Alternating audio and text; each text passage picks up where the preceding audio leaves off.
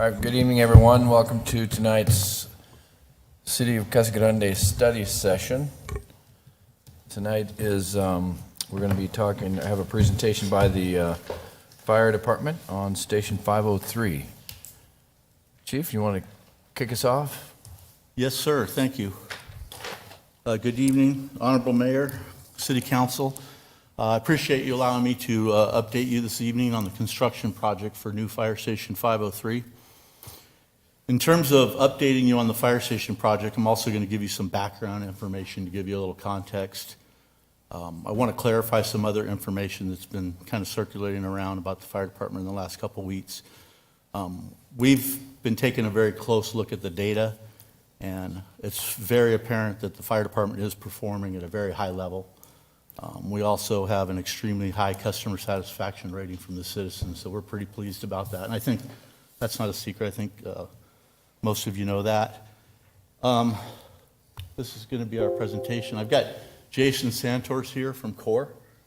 He's their director of pre-construction right here. And Bruce Scott's over here. He's the head architect from HDA. Most of you guys probably have heard his name or at least familiar with his work. He's the one that designed City Hall when they changed it from a high school into City Hall. So he's got a lot of experience and background here working in the city of Casa Grande. See if I can get this thing to work.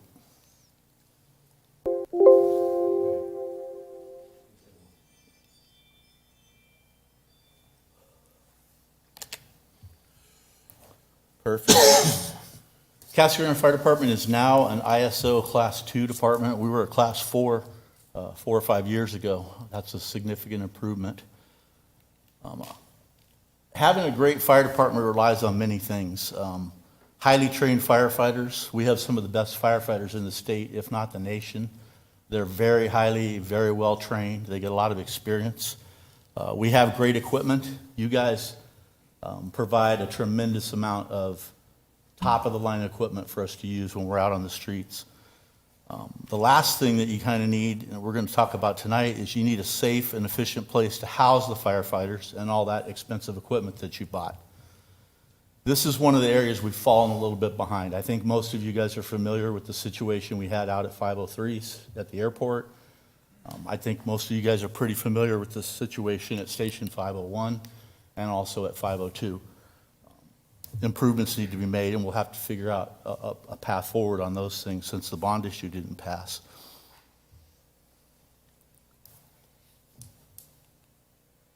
Our assignment, or my assignment as the fire chief, was to essentially, we wanted to design and build a new fire station to replace old Fire Station 503. Part of that process entailed finding the appropriate site or location. That is a pretty complicated process in itself. Traditionally, for years in the fire service, you kind of did it by intuition or where you thought would be a good place, or people would say, oh, this would be a great place for a fire station. That doesn't really always work. We were fortunate that a few years ago you guys saw fit to allow us to purchase the Deccan software, and the Deccan software uses historical data. It also works in conjunction with Esri, so you see flows and traffic directions and speed limits and roads that go through and roads that don't go through and all that kind of stuff. And it allows us to analyze our historical data, and it uses the algorithm to put it on a map and say, hey, if you want the best response times, here's the spot. So that's kind of what we did in this particular case. I should have mentioned, and I didn't mention, this project, when we're building this fire station, we're anticipating this station to be a 30 to 40-year fire station. It's going to be there for a long time, so we got to make sure it's good. We got to make sure it's appropriate.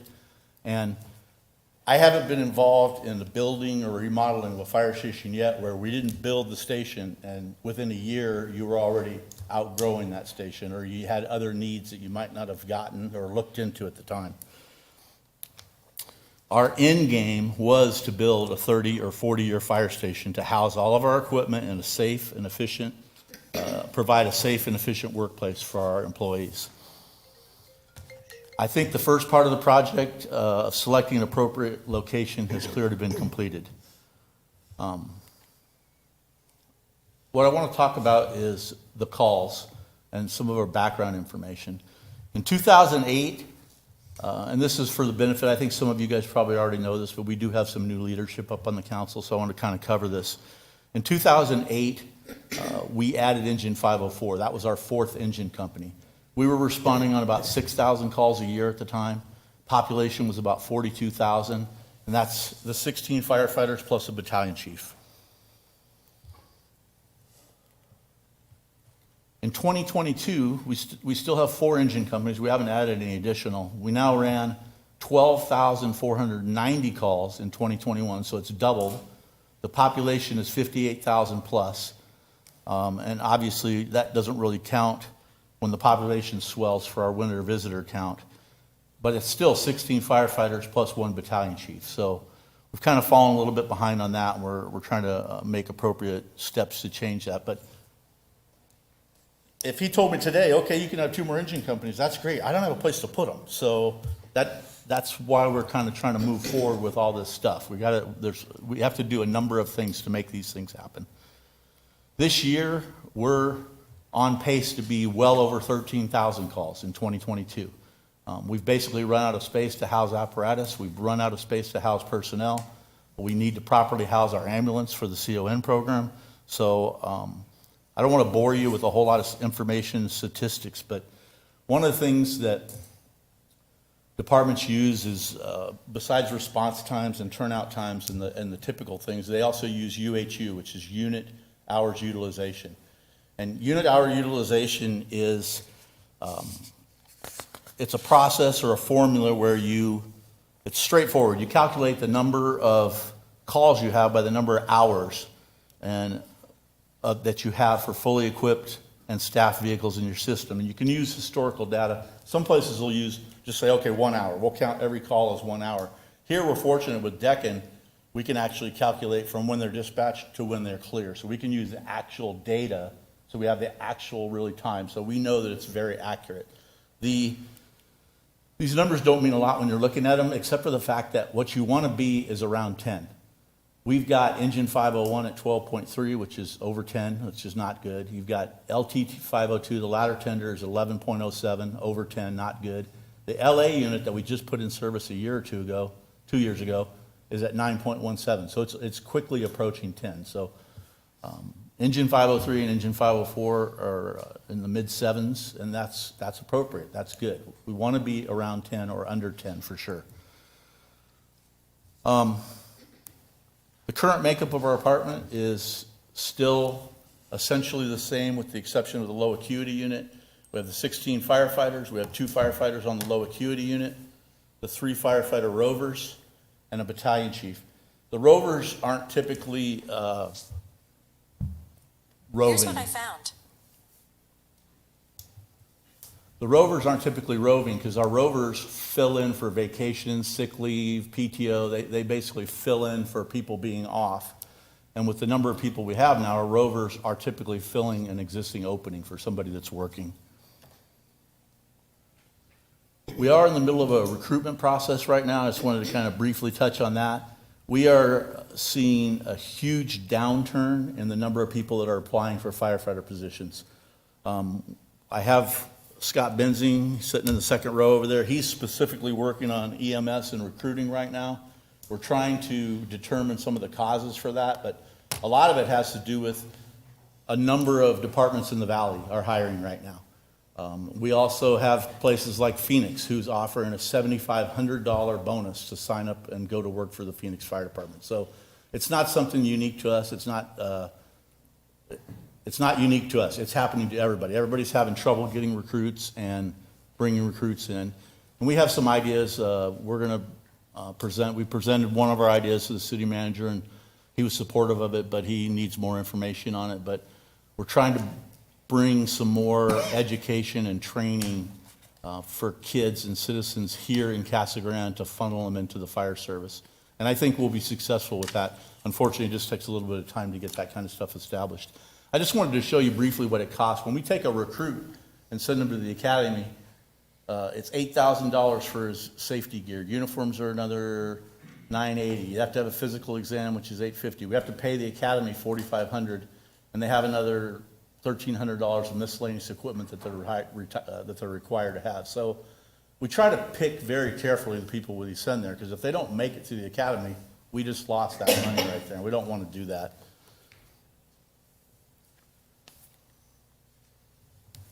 Another thing that's been going around, a couple of you guys have asked me about this, and I just wanted to provide you some accurate information on this, is attrition. This is what losses we've suffered with people leaving the department over the last 5 years. The one in 2018 is interesting. He was a firefighter that left the department to go to a valley department, and a year later he called us back and said, hey, the grass is not greener, can I come back? And we let him come back. So that's the accurate list of what we've lost in terms of people.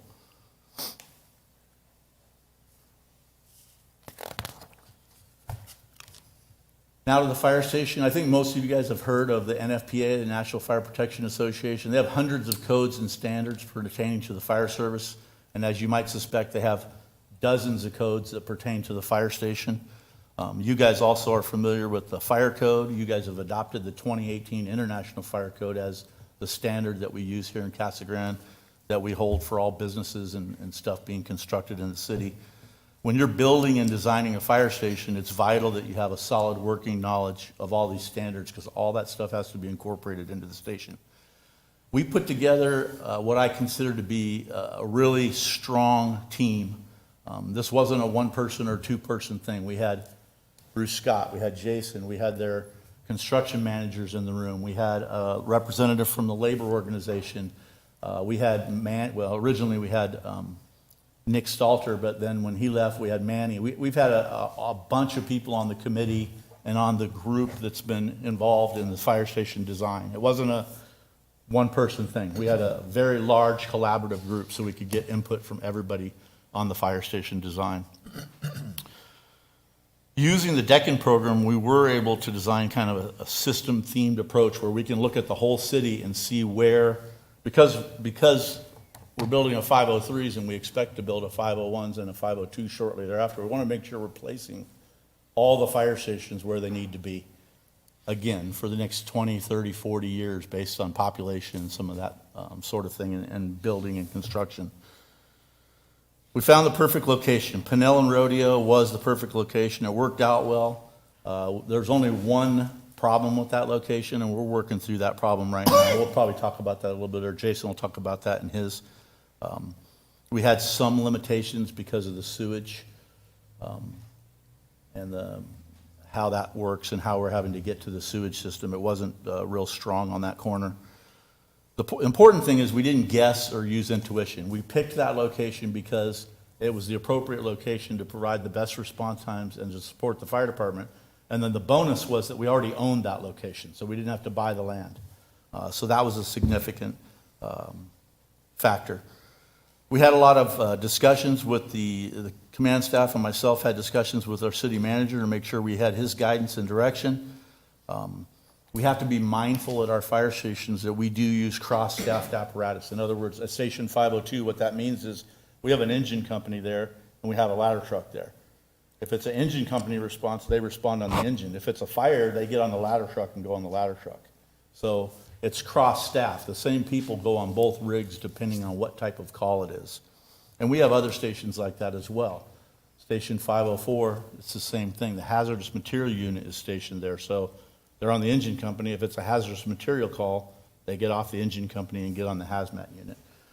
And we have that situation existing in a number of our stations. We have water tenders at some of our stations. I think you guys all know we have brush rigs at some of our stations. So we cross-staff a number of apparatus. And those are essentially basically like secondary pieces of equipment that we use for responses, but they have to be ready to go at a minute's notice also. If somebody, for example, last night they called for a brush fire, and we had to man a brush crew and send them down south towards Tucson for a brush fire. They're on their way back right now, but they were down there for like 24 hours at a brush fire. We also have to make sure that we're NFPA compliant and following the best practices. And I don't want to tell on ourselves, but we're not always. There are situations. Station 504 is designed to follow NFPA guidance that you drive through. We don't back up anymore. They were killing a lot of firefighters by backing over them into stations. So they required you to come around the back and drive through the station. Well, we have so much apparatus and stuff at Station 504, we're not able to utilize it as a drive-through station like we're supposed to. So that's one of the things that we're trying to correct with this new fire station. So we got location, we got the size. Deccan helped us with the location. We talked about the size. This was a big thing for all of us, and especially for me, that I stressed a lot. If you're going to build a fire station that's good for 30 or 40 years, you want to make sure that it's program and performance oriented. It's got to have all the stuff you need in a fire station, and it's got to be appropriately sized. A good example is 504 is a fire station that we built 10 years ago, and there's no storage at the place. So we have places that are supposed to be used for certain things, and we have stuff stored there because there's no storage in the station. So we were able to brainstorm with folks from the fire station and folks from the command staff and talk to them about the fire station. Station 504, what's good about Station 504, what's bad about Station 504. There's some other things with Station 504. A lot of the sleeping quarters in places where employees sleep didn't have windows, so they didn't have a second exit out of the room. And there's other situations and things with Station 504. Station 504, when you're inside Station 504, you can't tell if it's daytime or nighttime. There's no real natural light inside the station. So a lot of the things that we talked about, we wanted to correct with this new station when we designed it. Fire station design conferences were attended. CORE and HD Architects and some of the other companies here in Arizona have been on the forefront of cancer prevention. And they have a very big, dynamic, excellent symposium on cancer prevention and designs of fire station. And Bruce has been heavily involved in the cancer prevention and the designing the stations for cancer prevention. And that's important to us. We've got, I don't know, I think 3 or 4 people right now that have all gotten cancer related to firefighting activities over the last 3 or 4 years. So we're cognizant of that, and we want to make sure that we correct that and move forward with some good ideas in that front. Safety, again, we talked about this. We want to be NFPA compliant, cancer prevention, zone design. Jason's going to talk about that, and you'll see some real examples of where we went with the zone designs and stuff. A good example is our ice machines. You know, it's Arizona. We need ice machines to keep some of our medications cool. For water, when firefighters go to the fires and it's 115 degrees outside, we got to bring them water. Well, two of our fire stations, our ice machines are on the apparatus floor. So while they have ice, it's ice that's contaminated with diesel exhaust fumes, because every time the fire engine drives out of the station, there's diesel exhaust fumes in there, so it settles down on the ice. Station 504 is the only one that we have that the ice machine is separate from the apparatus floor. So those are the kind of things we're trying to correct with the new station. Lastly, costs. I don't want anybody to think that we ignored costs. Costs was something that we were cognizant of and looked at from the very beginning, but we didn't design the station where we went, oh, this costs this much, this costs this much, this costs this much. We designed a program-oriented station, and then we went and found out what the costs of that were. And we've been keeping Mr. Raines informed about the budget and talking about this throughout the process because it's been a concern. I don't think it's any surprise to anybody. I think all of you guys are very aware of what's been happening with COVID over the last 2 to 3 years at this point. It's been absolutely horrible. It's been horrible on the construction industry. Well, I don't know if it's horrible for the construction industry. They got more work than they know what to do with right now, but the prices, the supply chain, getting concrete, getting steel, getting wood at one point. Wood's getting a lot better right now. I don't want to talk a long time about this, but I think all of you guys know and have heard about the lasting effects and problems with COVID and construction. So there is bad news tonight, and I'm the messenger, and we'll answer questions about anything you want to know. But right now, originally it was $7 million. Just so you guys know, I didn't pick that $7 million. That was a number that Chief Miller had established several years ago, and we never really corrected or adjusted it. But Then it went to 10 million. Right now, as this is designed, it's $13.9 million for the fire station. Corps going to take over right now and present, and then we'll talk a little bit more, and we'll answer any questions you guys might have about the fire station.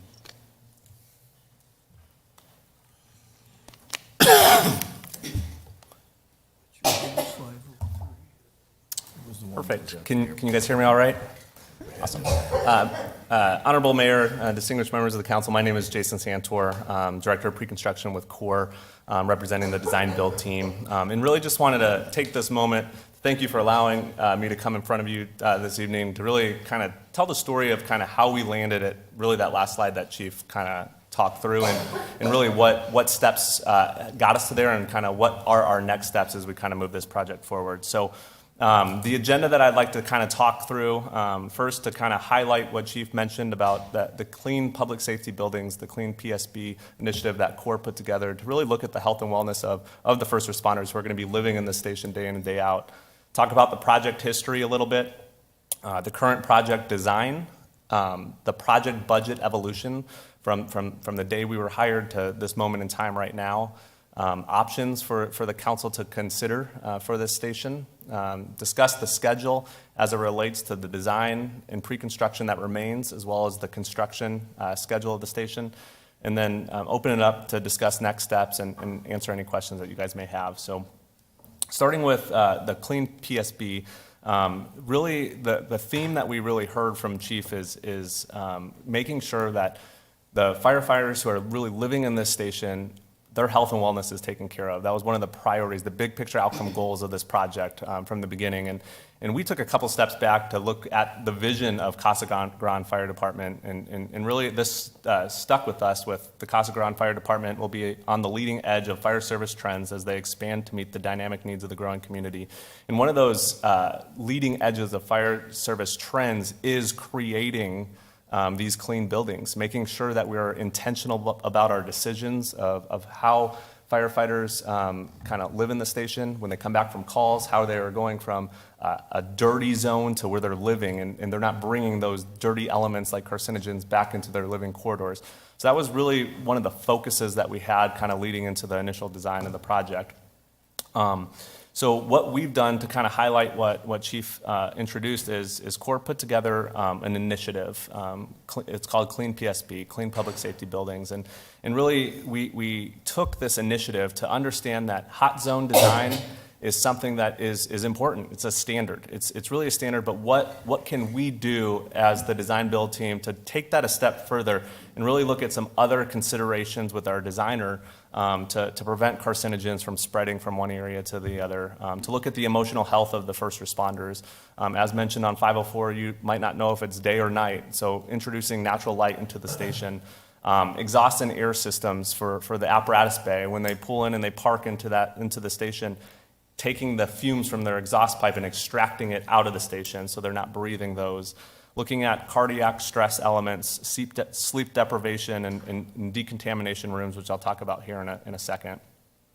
So just some visuals that represent kind of some of the themes that we're introducing into this project. The first one with the decon corridor. So that really is creating these corridors as they transition from a hot zone, like an apparatus bay, to a living corridor. So we don't go from a hot zone, a red zone, right into a green zone, a living zone. We have these transition corridors. So working to incorporate those into our design. Looking at signage, something as simple as signage that doesn't cost any more money, but you could have a firefighter who's been on 5 or 6 calls and they're just so tired when they get back, and just having those visual cues of, oh, I'm entering a green zone, I better make sure that I have taken off my gear and it's in the turnout. The direct capture exhaust, as I mentioned, clean, durable surfaces. Carcinogens find little areas to go into pores, so looking at solid surface elements, making sure that we're not capturing those or in the design. And then some dimmable lighting, whether it's overhead or below. One thing that we've learned through this is when a firefighter gets a call in the middle of the night, just that shock factor of the lights turning on or the sirens coming on, and really what that does is the cardiac stress. So looking at elements to do dimmable lights like what's shown here, or even low lights at the hallway like you would have at a movie theater to kind of just show the path out of the station. As we transition to the project history on this project, to kind of double down on what Chief said about the collaborative process, we've had 35 owner, architect, contractor meetings to date, where we're really looking at every element of the project. We've had early concept collaboration. Here's just a few markups. This is the sewer problem or challenge that Chief was mentioning. To get sewer out of this location, we have to, one of the solutions is to jack and bore, go underneath Pennell Avenue. So that is a challenge to this site, but it's the better of the two options of rather than bringing the sewer over a mile to one of the communities. This is just a sketch really early on as Chief kind of got onto the board and started to kind of lay out elements of the project. Number of dorm rooms, number of apparatus bay, where the fitness center would be, so on and so forth, and to really get us thinking about the puzzle pieces of the station. We took all of that and then we integrated it and got feedback along the way. So working with Bruce and his team at Cole Architects, we really looked at every square inch of this facility, every single room, to see how we are being efficient and how we can maximize efficiencies with square footage, with layout of the station. Here's just a zoomed in example. As you can see on the far left here, there's costs when you pop out a building like that. So we said, can we shift that back in and create even an inset or a level line of that roof line? Could we standardize the dorm room sizes? We went on multiple tours of multiple stations to understand what was working for other departments on size of dorm rooms and trying to get that right sized, and then maximizing the efficiencies of the toilet rooms, really bundling those together so we're sharing plumbing walls and so on and so forth. So all of that kind of played into the current design and where we're currently at. So currently, so this is the site plan. As mentioned, it's on the northwest corner of Rodeo and Pennell Avenue. It's about 3.28 acres of developed site. The whole plot of land is about 5 acres. We were intentional in only developing about 3.28. That's about the size you need to be functional for this fire station. But that does give the city some opportunities for future expansion with a future helipad and a future resource center there to the north, as you can see. Our floor plan, this is where we landed on the floor plan. This represents about a little less than 14,900 square feet, 10 dorm rooms, 4 apparatus bay, an ambulance bay, and then training mezzanine that I'll highlight here in a second. As it relates to the zones, here's kind of a visual representation of the zone design that we worked with Cole Architects on. So everything in the red is that hot, dirty zone. So you could see the yellow areas going from a red to a green are all broken up with these transition decontamination corridors to really make sure that we're intentional of not bringing those dirty elements into the living quarter side.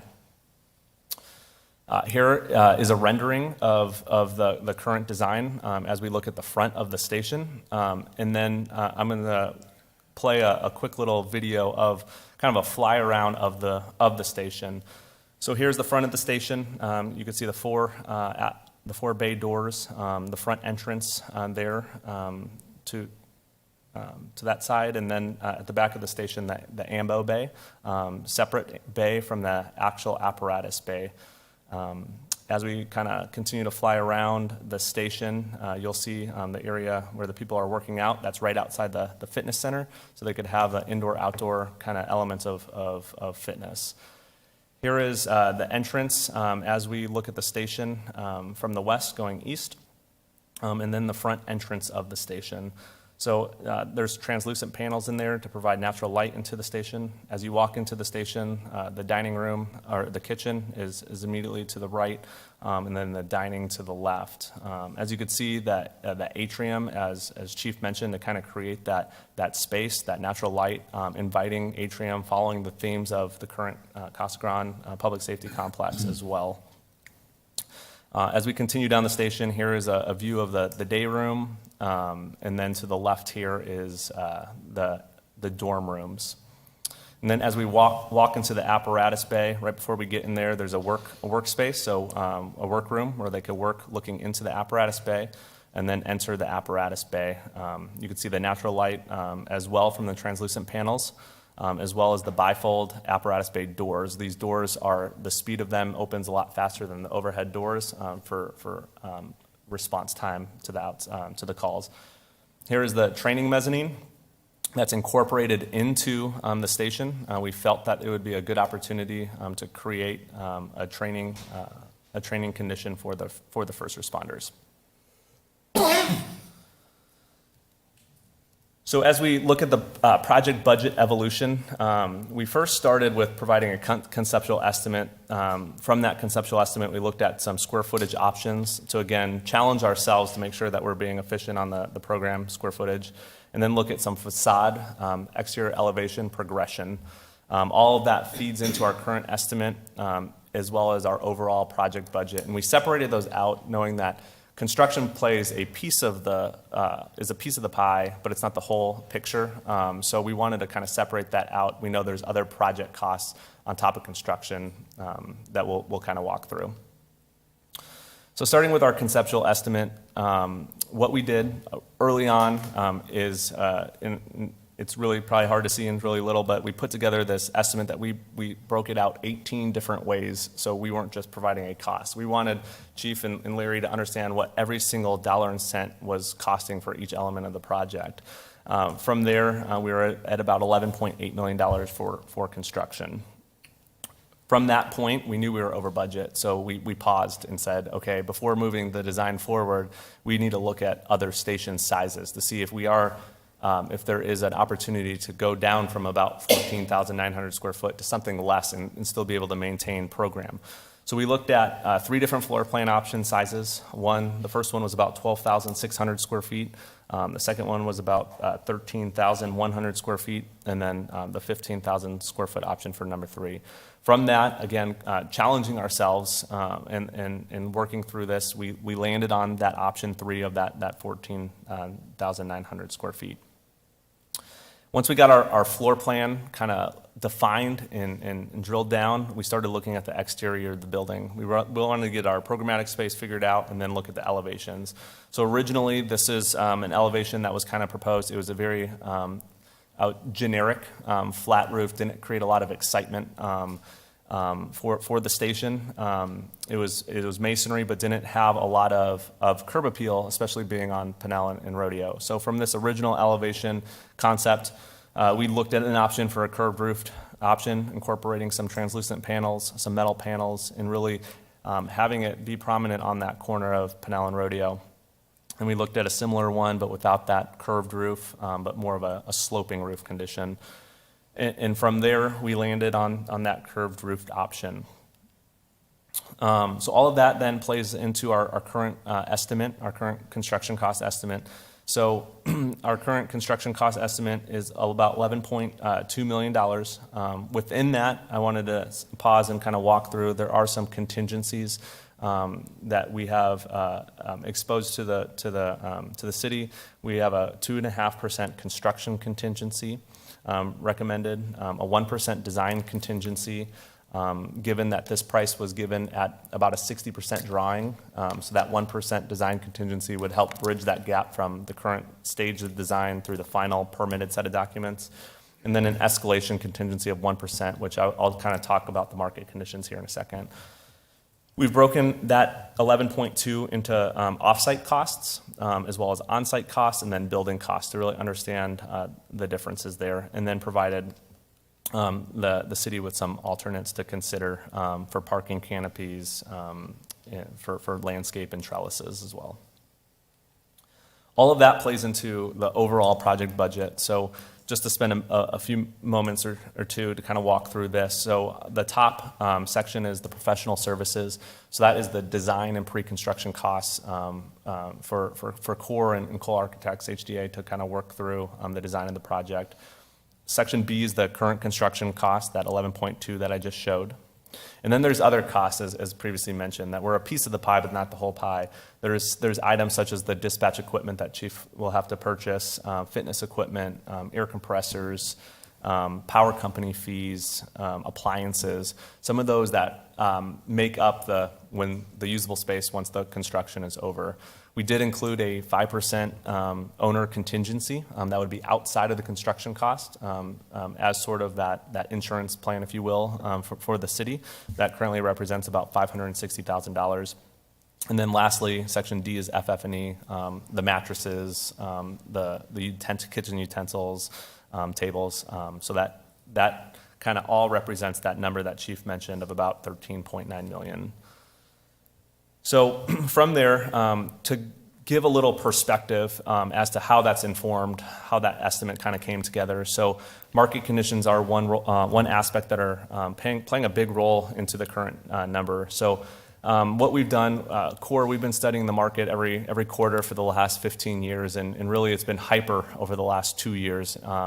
We've tried to put some understanding and reports together to understand where the costs are coming from and why they're coming from. So looking at the various construction inputs like steel and wood and copper that are really influencing the commodity pricing.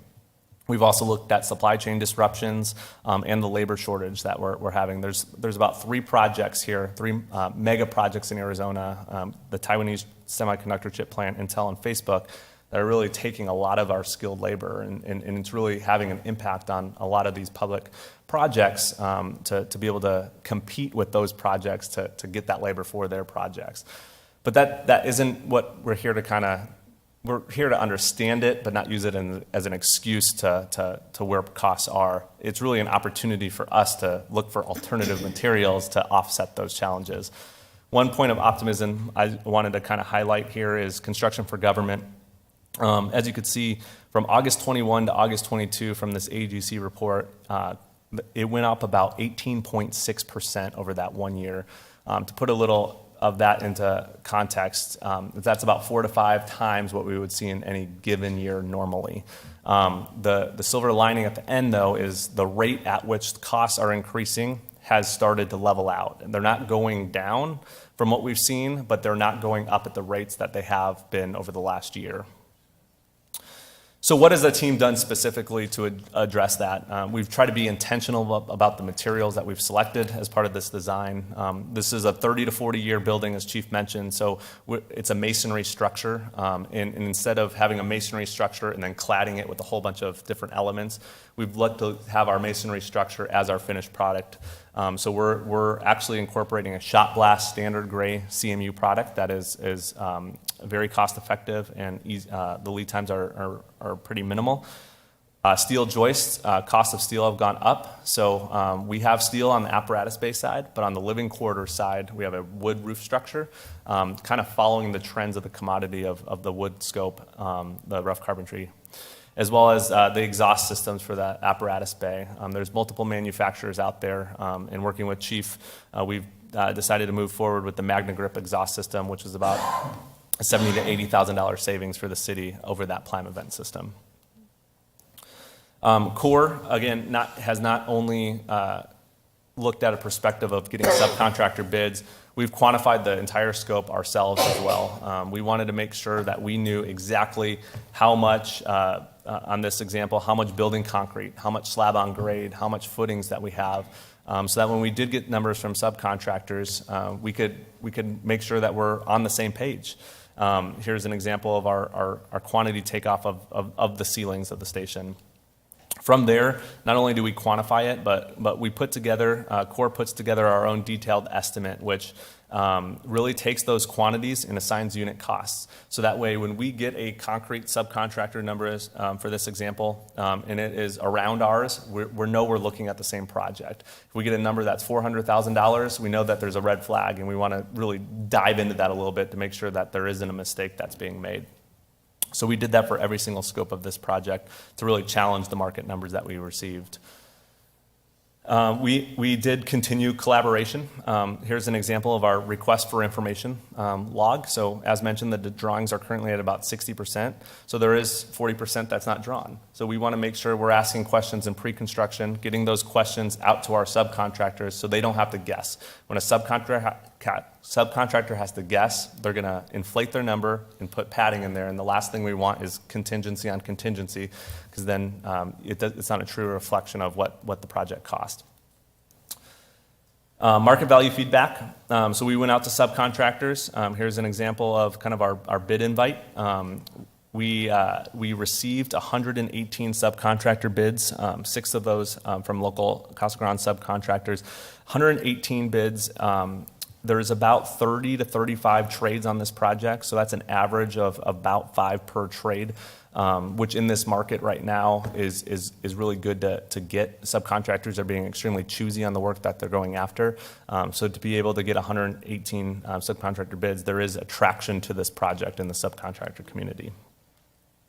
And then lastly, scope options log. We put together, we try to turn over every stone to provide value back to the city and look for ways to save money. So this is just an initial list that we've worked and developed with Chief Keen to see if there are opportunities for us to save money, of which there's about $400,000 that are still out there as potential. All that feeds into our current construction estimate and our overall project budget estimate. So from there, we can't just report the news. We have to be able to look for options, right? We understand that there is that budget authority of $10 million. So the options that we've kind of walked through as a team, 4 of them are allocation of an additional $3.9 million of budget authority to the project, reducing the programming, which we'll walk through a scenario of what that looks like for the city and council to understand. Reducing the programming and scope of the project and maintaining $10 million budget authority. This would incorporate modifications of reduced programming plus removal of an ambulance bay. And then defer construction of the station. I get asked this a lot. Is it the right time to be building? Should we wait? Should we delay? From what we're seeing through trends, that costs are not going down, but they, again, aren't going up at the rates that they were. So I don't think we're going to see a dip. So it is in our opinion that right now with lead times and current costs, this would be an appropriate time to move forward. So for this reduced option, reduced programming option, one scenario that we looked at was a 12,616 square foot option, which is about a 15% overall size reduction. That would be about an 18% dorm size reduction, 53% kitchen and dining size reduction, 66% fitness room reduction, 18% apparatus bay size reduction. The ambo bay would shrink by about 65%. We would have basic facade elevation, so it would go back to looking like a flat type elevation. We would eliminate that atrium and the internal inside of the station, eliminate the workroom between the apparatus bay and the living quarters, and then eliminate the mechanical and the training mezzanine. This would result in about an $8.7 million approximately construction valuation, and then the overall project cost would be about $11.2 million.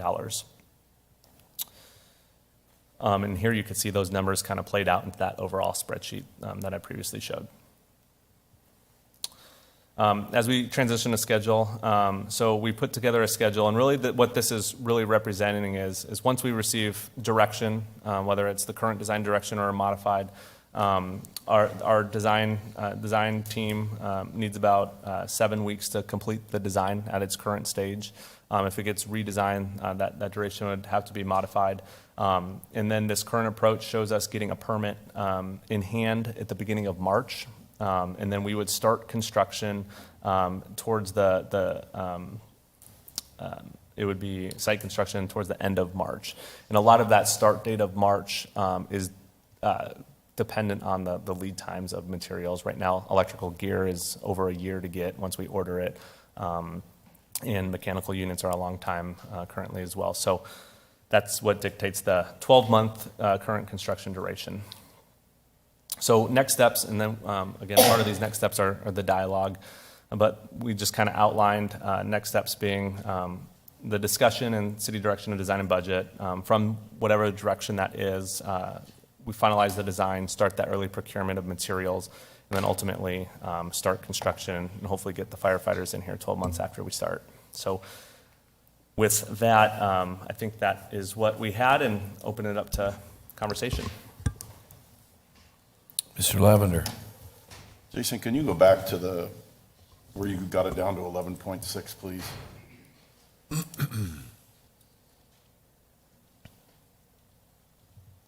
Yep, that was it. No, one more, please. One more up. There you go. I'll keep going. Sorry. Right here. I guess it would be helpful if I could see what each of these saves. I mean, it looks like it's overall about a $2 million in savings, but what each of those would save, rather than one big laundry list. Because some of those things I think are appropriate, but some of I question the elevation, and I'm not sure the next one.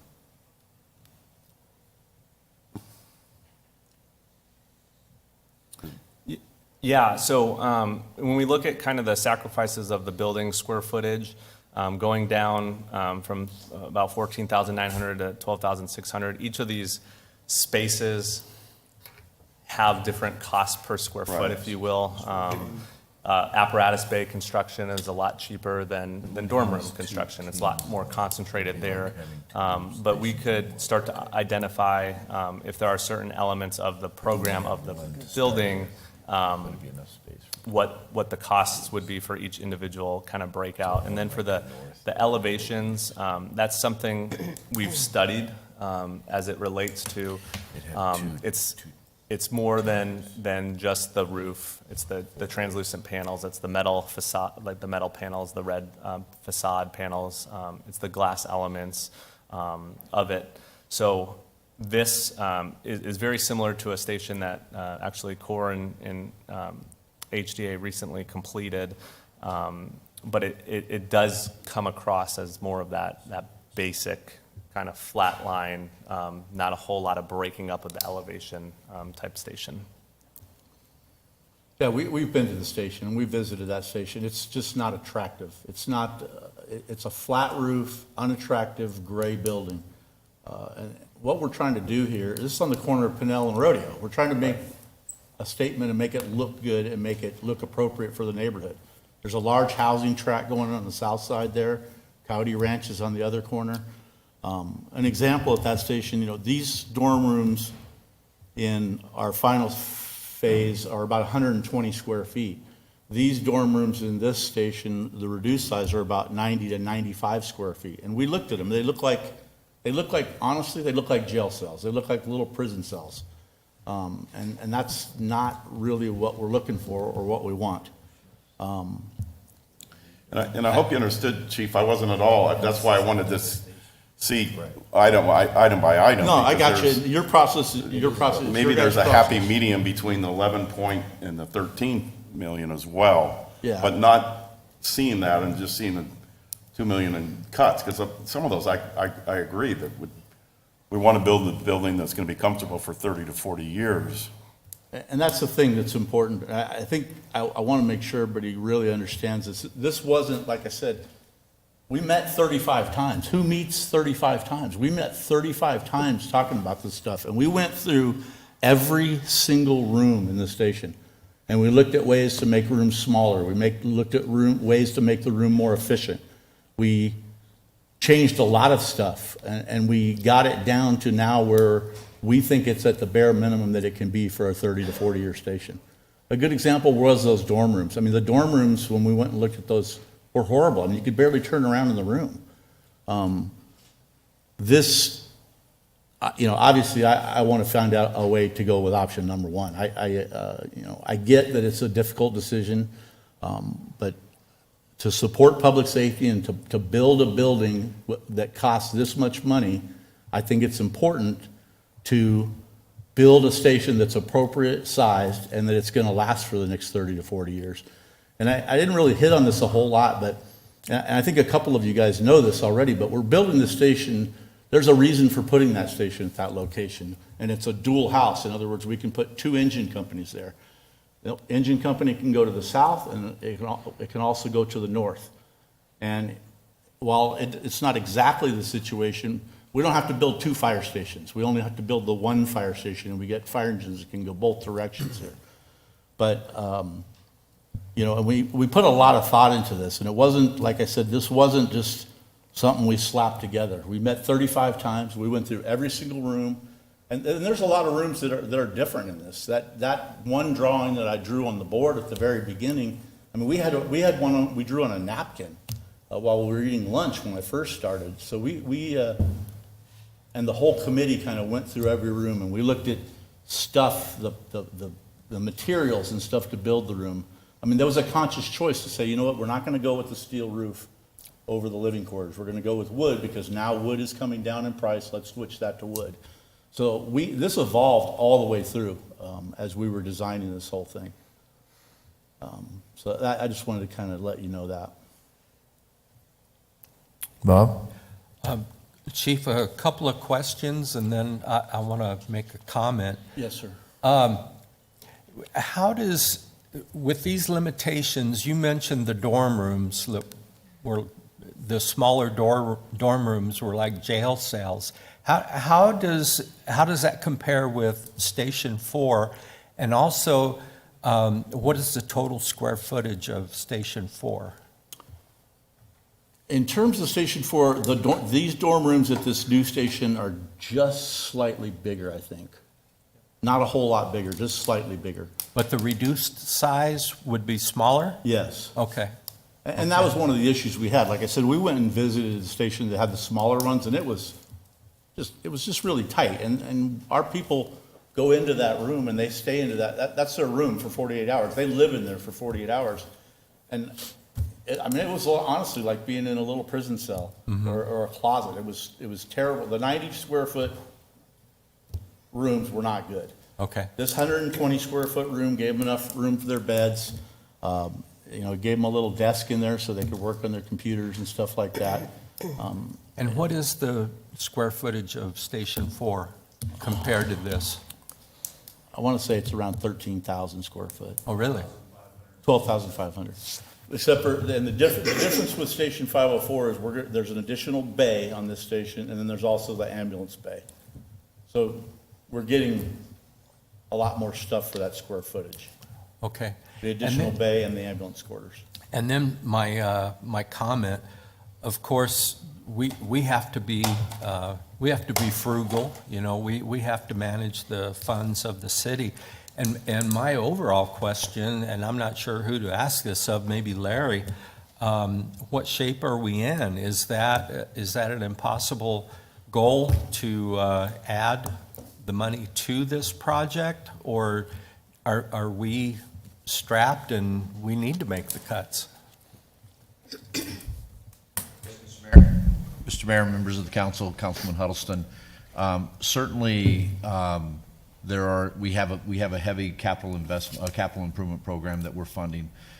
Do I have $3.9 million to immediately allocate? No. We do have some fund balance reserve that the council could certainly authorize if that would be a direction. My intuition is that this impacts, as I've told the chief and Chief LaFalce, this impacts likely next year's capital improvement program if we in fact look to move forward with the additional allocation. Thank you. Lisa? Well, first of all, I wanted to thank you for going through all the detail. Obviously, this is something we've talked about for several years now. And of course, it is alarming because initially that 7 million is what we were presented at, initially. So obviously the sticker price for me was shocking because it's basically double. So, when you look at cutting back on some of the modifications and especially the elevations, what concerns me here on this particular one in this slide is, a flat roof. I have a house with a flat roof. I have an older home in this community, and it takes a lot of maintenance for a flat roof. And so that would concern me if we switch to this elevation because of I don't know if anyone else has flat roofs, but it literally is a pain. Obviously, technology today and some of the things are probably a little bit better.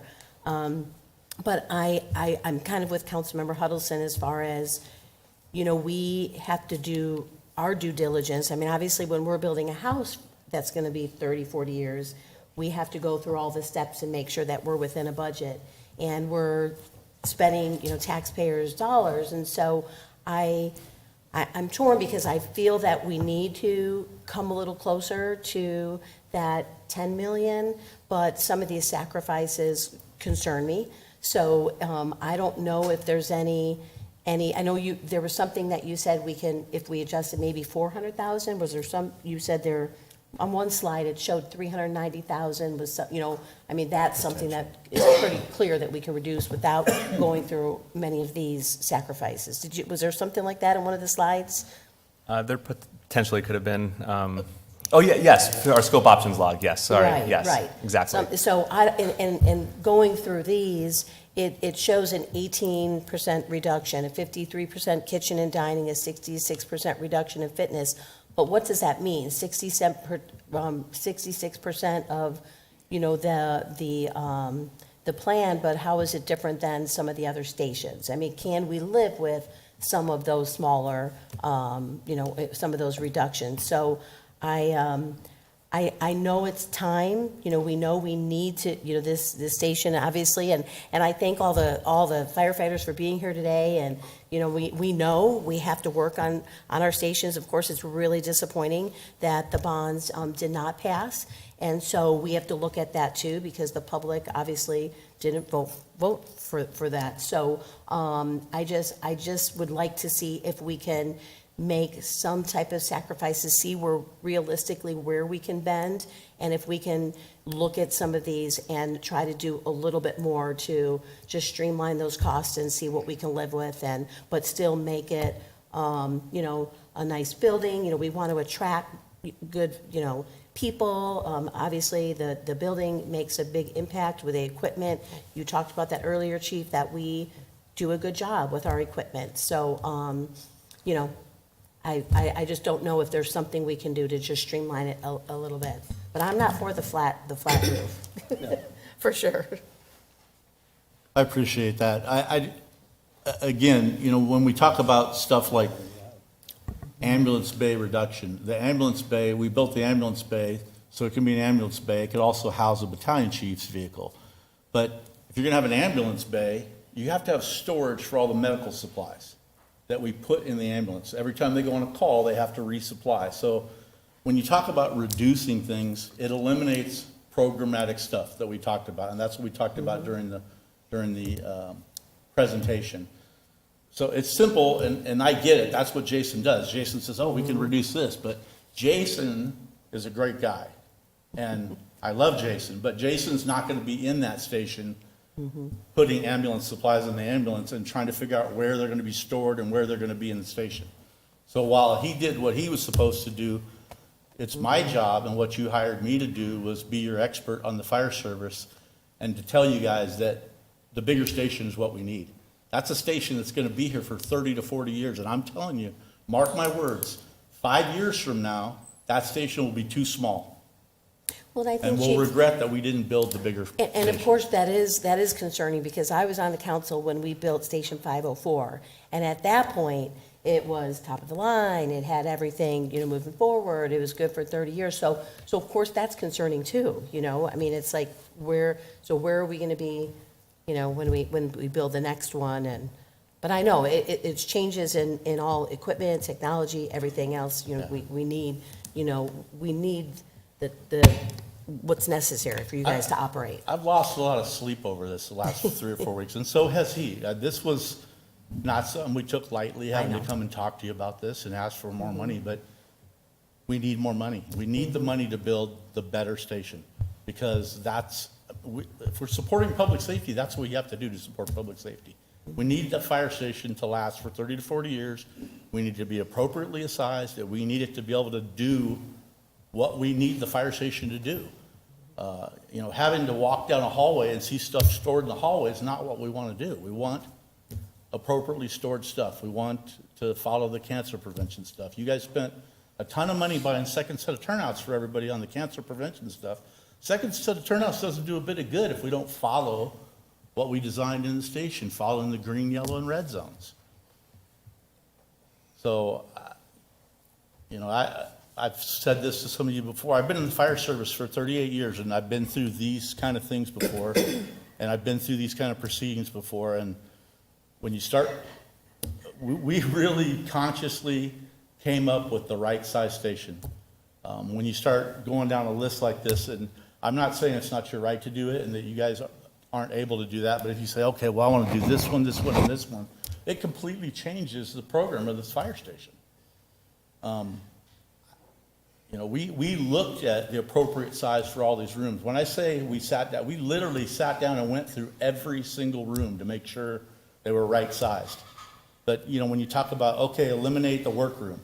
Well, if you eliminate the workroom, where do you work on a breathing apparatus? When you come back from a fire and the breathing apparatus is broken, where do you work on it? Do you throw it out on the floor of the apparatus floor, or do you take it in the workroom and work on it? Because it's an $8,000 piece of equipment that we don't want to work on the floor of the apparatus. We want to take it in the workroom and have somebody work on it and fix it. When you talk about eliminating a mechanical and training mezzanine, I know he put that on there. That thing costs nothing. We already have a mezzanine. The mezzanine's going to be in the station because that's where the mechanical equipment goes. The only thing we're doing to the mezzanine is we're putting special railings on it and a ladder on it so that rookies and young firefighters can go out there and throw ladders on that and go and climb up the ladder and practice inside where it's a little cooler than throwing ladders outside. So, again, I commend Jason for doing his job. I just think that eliminate the atrium. Okay, the atrium. Everybody talks about the atrium. All of our fire stations have a patio with a barbecue.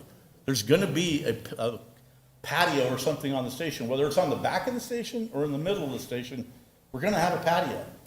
In the middle of the station, it provides a lot of natural light to the inside of that station. I like 504s. I think they did a fairly decent job doing 504s. Corps did 504s. So, but there's no natural light. When you're in station 504, you have no idea whether it's daytime or nighttime. And I don't like that. I want to know whether it's daytime or nighttime. So that's where I'm at with this stuff. No, Matt, did you have a question? I got a couple comments. First of all, yeah, public safety is a priority. I don't think any of us up here are going to disagree with that, and that we are behind on building these fire stations. Any one of you that had to be in 503, I'm sorry. I mean, we're way behind on that. We should have replaced it. You know, we tried the bonds doing that. Unfortunately, that didn't work. So we're getting a message because we are stewards of the community's dollars, and that's a big part of our job here. So I really like the ambulance bay part. That's a great point because that's going to be the future. I know we have our low acuity units. I just saw one on my way over here. And so that's a big important thing to me. One thing that I want to ask is I was told, I think I remember that this is at Pinal and Rodeo Road, gateway to the community by the rodeo grounds. I thought this was supposed to be a western looking fire station. I remember being told that a couple times, I thought. Matt, Councilman Herman, we're going to put, there's going to be amenities and stuff that make it look more Western.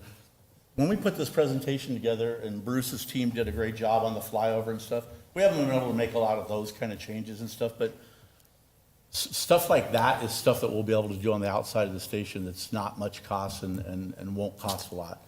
But yes, we know that. That was We a are big aware of thing that. for me I and got our you. heritage as a community because it is literally on Rodeo Road. So I agree. that was something that was told to me at the beginning. The other thing is you had a comparison price per square foot of other facilities. I saw that I think on the presentation I received, but I didn't see it tonight. I've done some research, and excuse me for like Queen Creek, and I like their idea. They designed a fire station that they could use for all three of their new fire stations, which I thought maybe we could do here, because we are going to have to build some more fire stations going forward. And they could change the look of them on the outside, use the same basic footprint, flip it over. They were around $10 million. And again, I don't know if that's today's dollar, I want to compare apples to apples, and hopefully someone can do that, because that's, stuff I've been looking at, good-looking fire stations. They won some awards in Fire Magazine for being good facilities. And then Chief, you said something interesting towards the end about two companies here. So would this be could we use the budget for 2 fire stations to build this one? So we could That's have my point. Is two that full. there could be 2 fire stations, 2 fire engines stationed out of the station. Because we have budget, we kind of have in our plan for 3 fire stations at $7 million each, so one at 14 would be this double fire station. I mean, is that, Yes, kind of that is my point, that this fire station technically does take the place of 2 fire stations. 502s, I don't know that it would be this same floor plan or be this size. 501s will certainly be this size and that was the plan going forward with HDA from the beginning, that we were gonna attempt to use a similar or very similar floor plan for this from the beginning. We had some slides that had price square footage for other stations and stuff, because, and I can tell you that this has been something that we've looked at very closely from the beginning. The city manager and myself was the cost per square foot. We're on the low end of the cost per square foot on fire stations that are being built. There's some fire stations with some pretty significant, much higher prices being built currently right now as we sit in. We took that slide out because we felt it was a little bit prejudicial, but I can, Mr. Mayor, just add to the chiefs, and I know we're running very short on time here, maybe over the threshold, but I do think that is an important element related to the actual cost today. If you're going to build a fire station with a product and material that ultimately is going to last the useful life that I think that everybody in this room wants to achieve, you're looking at a price of roughly 690 square foot. Jason, is that fair? And I think that ultimately, what I'm hearing this evening, at least from the council to this point, and I know there may be a couple of additional comments, what we ought to be focused on is the programming component, and I think that's what the chief is advocating for the most this evening, is we want to make sure that we have dorm rooms that are a certain square foot, that we have the training space, those types of things. Quite frankly, what you find with fire stations, at least what I found in the analysis that we did, is that it really varies from city to city. Many of them have a program, a baseline design, for lack of better words, that outlines the program that they're going to build in every location. They may change the facade on it or the structure of the building to more incorporate into the neighborhood. But the reality of it is that there's a fair amount of design work that can transpire that establishes that program to really plug and play at multiple locations. I think that's the message that the chief is trying to send here today, related to the programming. I can ask a few more later, because I know we're running on time. Right. Some other people need to go. Which side of Rodeo Road do you intend to put the fire station on? sir, this is on the northwest corner. It's on the rodeo grounds It's on the rodeo grounds. corner, yeah. We need to get approval from the rodeo people. That's really important to a lot of people on the things we put up. And flat roofs, we've spent $1 million fixing those since I got on here, because flat roofs in Arizona, all they do is soak and they're hot, and the water coolers don't run off right if you have water coolers on it or whatever. So I think you need some elevation to it, and I'd like to see a picture of what it's going to look like and where you want to have it. I know that, but I want us to go out to the rodeo grounds and take a look at where you plan on putting it, so I can tell them, because we don't want to have them have a big blow up. They put a lot of money in there. It's right where where they put all of the, Where those trees are. yeah, where the Eucalyptus trees are, trees. eucalyptus trees. Oh, right along where the trees are? Right on. Yeah, I don't want to speak for them, but I think they know already. Okay, it's And we have a directly on sign, there. we have a It's sign up actually Yeah, posted they out have the there sign also. up. Okay. Right where the Ferris wheel stuff goes, all that stuff. Where are we going to put the Ferris wheel? No, I'm not worried about that, but, It's all the way out on the that's, corner. I'm glad to know that they're over by the trees instead of more this way, because we use a lot of that area when we get the carnivals to come in. Yes, sir. That type of thing, and rodeos, but we certainly, would like to have a fire station there just for safety purposes and reasons. And I know we've luckily had when we do rodeos, we had people from the fire department come and do part of the safety part of it, so. Yes, sir. I think it'll be a good marriage on that. I didn't know exactly where it was gonna go. But as I say, I think you wanna be careful on the flat roofs. Just, they just gather heat, and it's not a good idea if you can do otherwise. Thank you. Donna, you had a question? Yeah, and I know we're running short on time, but I do have a couple comments. When when I first reviewed this, I had to review it not once, not twice, but 3 times. And this is a lot of money. There's a lot of information. I probably have more questions than I have answers right now. Out of respect, I think that, we need to get some of those answers.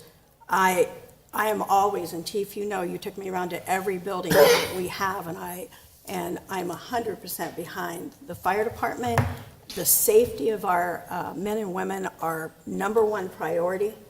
But listening that we don't have the money, I'm really concerned. And Core, you've done an amazing job. I had a question presented to me as like, have you guys gone out for a second bid or a third bid? I know that would put us way back off schedule. But I think that these are some questions that we're going to have answered, because right now, if you asked me to approve that 13 million, I couldn't do it, because I feel like we really have to do our homework, and we have to be able to support the fire department by getting the right answers for the right people. And so I just feel that I don't want to take a step back, but I think that we need to have more time on this. 35 meetings, I appreciate that. When you're thinking that kind of money, I don't care how many meetings we have to have, we need to make sure that we are doing our due diligence, because the community expects that. I am so disappointed in the bond didn't pass. That being said, that's a message from the public, and we have to be respectful of that. But at the same time, we have to support the fire department. So that's, like I said, I have a lot of questions, and I'm happy to, work off time getting those answers from you. And I appreciate that. I do want to mention that just in the time that we've been meeting, the 6 or 7 months that we've been having these meetings, I think the price has gone up $500, almost $600,000 just in that time period. Mr. Powell, you had one more comment? No, go ahead. I just wanted to say that if it's in that tree area, I support it, and the rodeo grounds will support it. Yes, sir. We told them we That's a want good to save place those plan trees. it On doing it, and you're right by the roads, it's easy Yes. to get out, and there's a lot of assets by having it there for all of us. So, and we need to get a fire station and take care of all of our people that work for the fire, so. Thank you, Larry, I sir. think you kind of heard the council's opinions. I'm not going to opine anymore, because mine are probably similar. But for your direction, I think you needed some direction from us. And it sounds like to me that maybe if we could get, and I think Mr. Lavender had a good point, is on that list of things that would be cut. What is the value of each one of those things, and make it more like a Right. shopping list that we could say, okay, we don't want to cut, the safety programs out of here.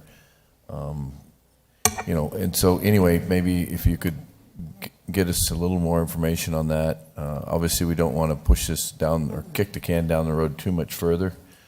But Briefly, I would like to point out, though, it's not as simple as just going down the list and checking those things off. It's- I mean, you check one thing we off. get it. We get it, Chief. We get it. We understand that. Nothing is as simple as it looks. But I think we, as a council, we have the fiduciary responsibility to our citizens to make sure we have exhausted all possibilities in terms of making it safe, making it good for our firefighters, but also being responsible to our citizens. Does that help at all? Mr. Mayor, I've taken a series of notes here. I'll work with Chief and Chief Keen and the core team and come back with some information for the mayor and council expeditiously. Okay. Thank you, Larry. Thank you, Chief. And thank you to CORE also. All right. We'll stand adjourned. We're going to reconvene here at 7:20. We're about 20 minutes late.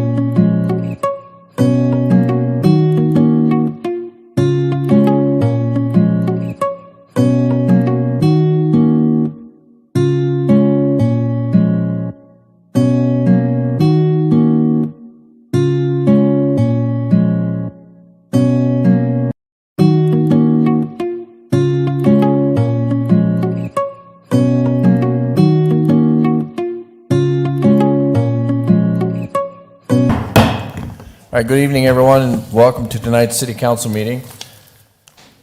Apologize that we're running a little bit late. So our first order tonight, order of business, and I believe Anthony Edwards is here to help us with our invocation. Our soon-to-be council member and Reverend Anthony Edwards. So please stand and then remain standing, and we'll do the Pledge of Allegiance immediately following. Thank you, Mayor. Let's pray. Father God, we thank you, Lord, for blessing us to be able to assemble ourselves here together one more time. Father, we just pray, Father, that we continue to walk in wisdom and knowledge, Father, for what's best for our community. Lord, we seek your face first, Lord, and ask for your guidance, Father, for our mayor, for our city council, for all of our city officials and head of departments, Lord, that we can reason together and come together to what's best for our great city. We thank you, Lord, for all the things you've already done, all the things you're going to do, and the things that you're doing right now. These and all the blessings and favors we ask in your Son, Jesus' name. And we all say amen. Amen. Amen. Would you join me with the Pledge of Allegiance? Pledge allegiance To the flag of the United States of America and to the republic for which it stands, one nation, under God, indivisible, with liberty and justice for all. Thank you. Thank you, Mr. Edwards. Thank you, Mr. Powell. All right, let the roll call show that everyone is present. And then next item is item C, our minutes. Okay, I would move approval of, there we go.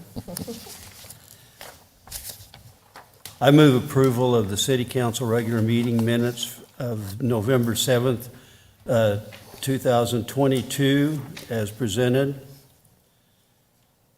I move to accept and consider the Planning and Zoning Commission minutes from October 6, 2022 for the record. Consider accepting the Historic Preservation Commission minutes of June 27, 2022 for the record. Consider accepting the Casa Grande Youth Commission minutes of October 22, 2022 for the record, and considering accepting the Casa Grande Board of Adjustment minutes of September 22nd, 22. Thank you. Second. I have a motion and a second. All those in favor signify by saying aye. Aye. Any opposed? All right, the minutes are approved as presented.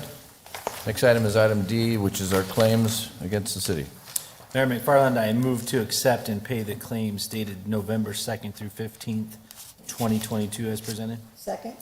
All right, a motion and a second to approve the, pay the claims of November 2nd through the 15th. All those in favor signify by saying aye. Aye. Aye. Any opposed? I abstain, Mayor. Okay, one abstention. Gloria, you got that? Yes, sir. So noted. Thank you. All right, next is item E, which is our meeting agenda. Does anybody have any changes to the agenda tonight? Larry, anything from staff? Mr. Mayor, we have nothing other than the addendum that went out, which added item F under special presentations. Okay. Anybody else? Okay, seeing no changes, then I'll entertain a motion with the amendment. So noted. So moved. Second. Motion and a second. All those in favor signify by saying aye. Aye. Any opposed? All right, the agenda is approved as amended. Item F is special presentations. The first one we'll have is the swearing in of our new officers. Chief, you want to introduce them, and then I think Gloria will swear them in. Mayor and Council, as Gloria's coming up, what I would like to introduce you to are two newest additions to our department, is Officer Allen and Officer Smith. In keeping with our retention plans and our recruitment efforts, I'm very happy to say that both these young men have strong ties to Casa Grande and are Casa Grande residents. I met them both the other day. They're tall, good looking young men. They are. Thanks, Mayor. The mayor and I are not tall, so.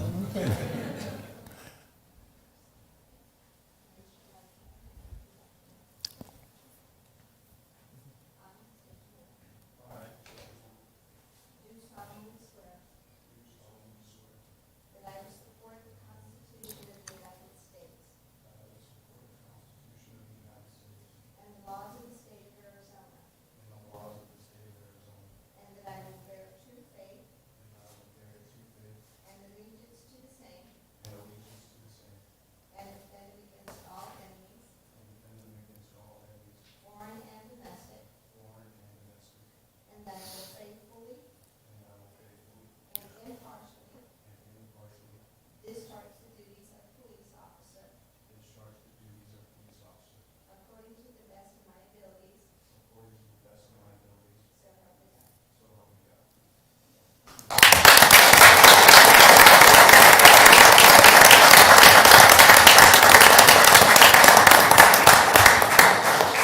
Congratulations and welcome aboard. They are cookie cutter. All right, next item is a proclamation, and I think we have some folks here today from Lucid. Are they all here? There they are. You guys want to come up front or come up to the podium over here? Oops, can you get by? Yep, got it.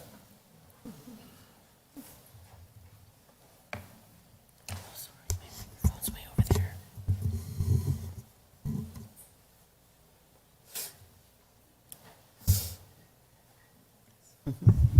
How's everybody doing? Good, good. Hey, well, first of all, so what we did was that Lucid got together with United Way, and they had a fundraiser for United Way, and these were the ambassadors at Lucid raising money for the United Way, and they raised, just in this one program, I think it was over $130,000 in one sitting. So amazing job.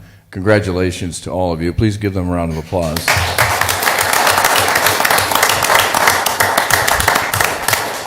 So somebody had suggested that the mayor should give them a key to the city. So I went out to Lucid and I gave them all a key to the city. So I told them it doesn't open anything though. So, but I wanted to do one more thing, and I wanted to have this proclamation read for you all.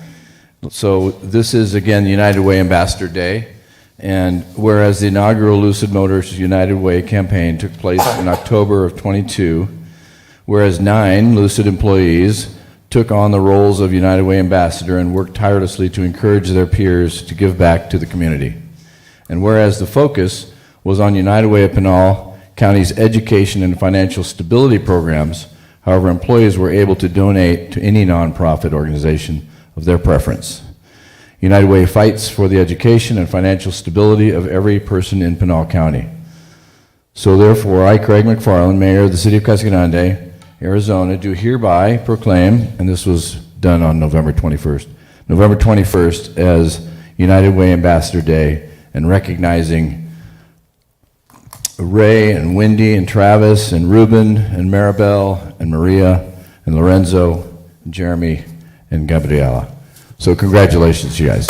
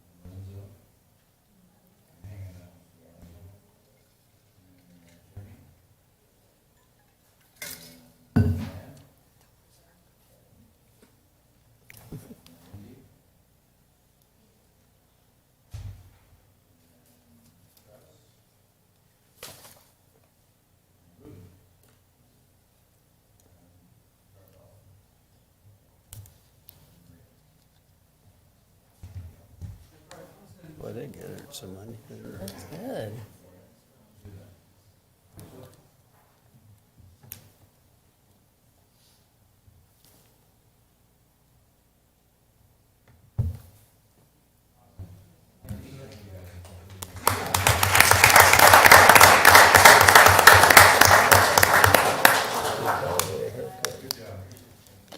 Looks like it a little bit. Yeah.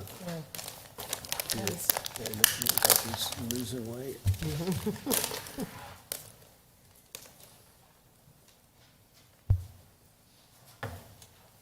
Good job, Mayor. Yeah, I think as our largest employer now in the city of Casa Grande with 3,000 employees, they are going to have an impact on this community. So thought it was good to recognize them. Yes, it is. All right, let's move on then. Let's get to our consent agenda. All items listed with an asterisk are considered routine matters and will be enacted by one motion and one roll call vote of the council. There will be no separate discussion of these items unless a council member or member of the public so requests, in which event the item will be removed from consent agenda and considered in its normal sequence of the agenda. Does anybody have anything you want to pull off? Anybody from the public? Okay, seeing none, then I'll entertain a motion to approve. Mayor McFarland, I would move for approval of the consent agenda as presented. Second. I have a motion and a second. Gloria, can I please get a roll call vote? Councilmember Lavender. Yes. Councilmember Huddleston. Yes. Councilmember McBride. Yes. Councilmember Fitzgibbons. Yes. Councilmember Herman. Yes. Mayor Pro Tem Powell. Yes. Mayor McFarland. Yes. Kevin, can I ask you one favor? Can you get my glasses? They're on the podium up there. I can actually read, I just can't see anybody. Thank you. All right. All right, first item then is our public comments. This is item H. This is an opportunity for the public to address the council. Just want to remind everybody to please give us your name and your address, and please keep your comments to 3 minutes, and remember that it's not on the agenda, so therefore we can't discuss it. But after everybody is done on their comments, we can ask for staff to follow up. So is there anybody here tonight who would like to address the city council?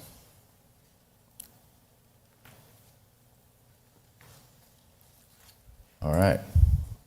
Okay, seeing none, then I'll close the floor to the public comments. We'll move to item I, which is award of contracts.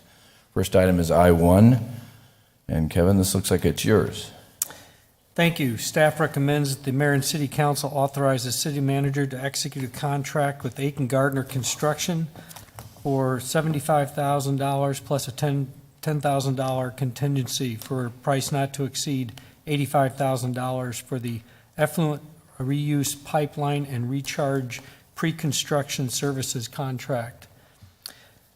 Staff, we have a wastewater treatment facility with a maximum disposal capacity of 6 million gallons a day for our treated effluent at the plant. And of course, we're treating more than that today.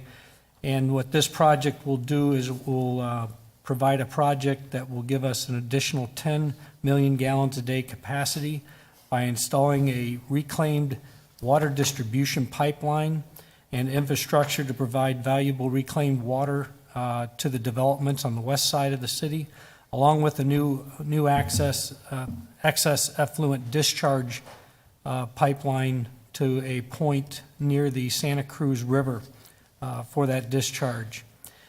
It would also include a aquifer recharge basin to infiltrate up to 2.5 million gallons a day of effluent into the groundwater table.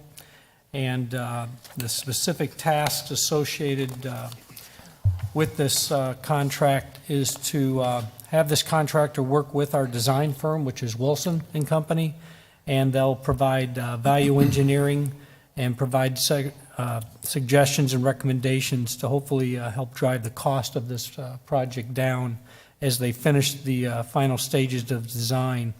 They'll also be developing the guaranteed maximum price for the project and potentially multiple guaranteed maximum prices, like you've seen on some of the other GMPs for projects where we do a GMP for long lead items like materials and things like that, equipment that's needed to get those purchased before we do final design and construction GMP for the projects. And then, of course, they'll develop a project schedule.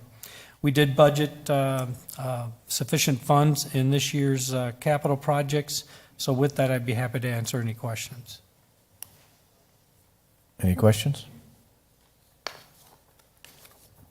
All right, seeing none, then thank you, Kevin. I'll entertain a resolution for item I-1, please. Resolution number 5484, a resolution of the council, the city of Casa Grande, Arizona, accepting the proposal from Aiken Garden Construction LLC to provide pre-construction services as a construction manager at risk for the effluent reuse pipeline and recharge project, authorizing expenditure of public funds and authorizing execution of a contract. Mayor McFarland, I move to approve Resolution 5484 as presented. Second? All right, I have a motion and a second. Gloria, can I please get a roll call vote? Councilmember Lavender. Yes. Councilmember Huddleston. Yes. Councilmember McBride. Yes. Councilmember Fitzgibbons. Yes. Councilmember Herman. Yes. Mayor Pro Tem Powell. Yes. Mayor McFarland. Yes. All right, next item is item I2. Yeah, and I failed to mention before the first item, all three of these first three items were part of Brian McBride's presentation at the City Council study session. So these were the three projects that he described during that study session. And this is project number 2. Staff recommends that the mayor and city council authorize the city manager to execute a contract with Aiken Gardner Construction for pre-construction services for the West Area Wastewater the West Area Wastewater Project at a pre-construction price for $75,000 with a $10,000 contingency for an amount not to exceed $85,000. This project is going to do several things. It will design and construct a 5,600 gallon per minute lift station, expandable to 9,700 gallons per minute, including the 15-foot diameter wet well and 3 submersible pumps. It will also provide all of the electric instrumentation in that lift station, as well as a new 18-inch diameter force main for approximately 14,000 linear feet. The horizontal directional drilling and trenching, the construction of this line underneath the Maricopa CG Highway and Union Pacific Railroads. That's a big component of this project as well. And again, the contract will also include approximately 5,000 linear feet of 36 and 42-inch gravity sewer main connections, and that will service the industrial area to the south of the tracks, and approximately 3,000 linear feet of 15-inch gravity sewer line that will connect to the 36-inch sewer line. So they'll be developing the GMP and potentially multiple GMPs for this project, providing the value engineering as they finish the design for this project, and of course, putting the project schedule together. We did do a qualifications-based evaluation of firms that submitted their qualifications, and Aiken Gardner was chosen as the most preferred contract to use for this project. Again, we did budget for this project with 2 separate project numbers in our CIP budget this year, Project 23057 and Project 23058. So with that, I'd be happy to answer any questions. Questions, anybody? Thank you, Kevin. All right, seeing no questions, then I'll call for a resolution number, please, Gloria.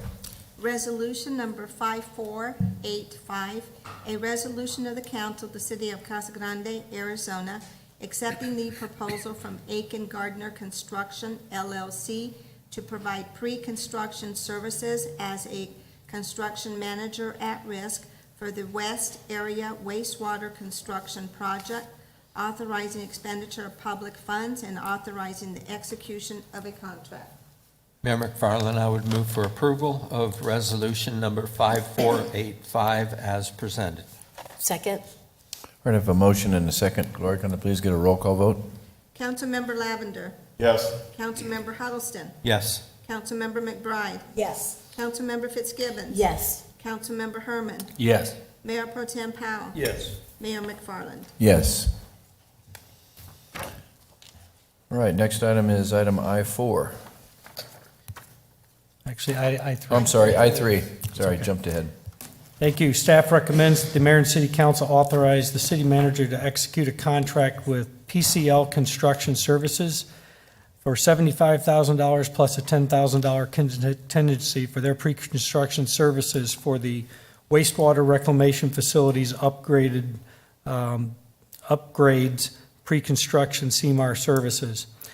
Staff is recommending moving forward with this project. We currently have a 12 million gallon a day treatment plant capacity, and with all the growth, both residential and commercial, as well as all the industrial development, we are needing to expand the plant to a capacity of 18 million gallons a day. So that's what this project will do, is we'll design the improvements that are needed to ensure that treatment capacity, as well as looking at other items around the wastewater treatment facility, making sure that we don't need to make any other changes to ensure dependability of that system.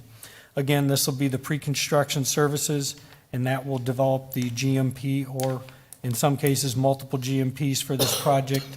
They'll provide the value engineering, working through final designs, and then develop the construction schedule for this project. PCL Construction Services was the highest rated firm when we looked at all those that submitted for this specific project, and we did fund adequate funds in this year's CIP budget for this project. So with that, I'd be happy to answer any questions. Questions? All right, thank you, Kevin. All right, seeing no questions from council, then I'll entertain a resolution number, please, Gloria. Resolution number 5486, a resolution of the council of the city of Casa Grande, Arizona, accepting the proposal from PCL Construction Services, Inc.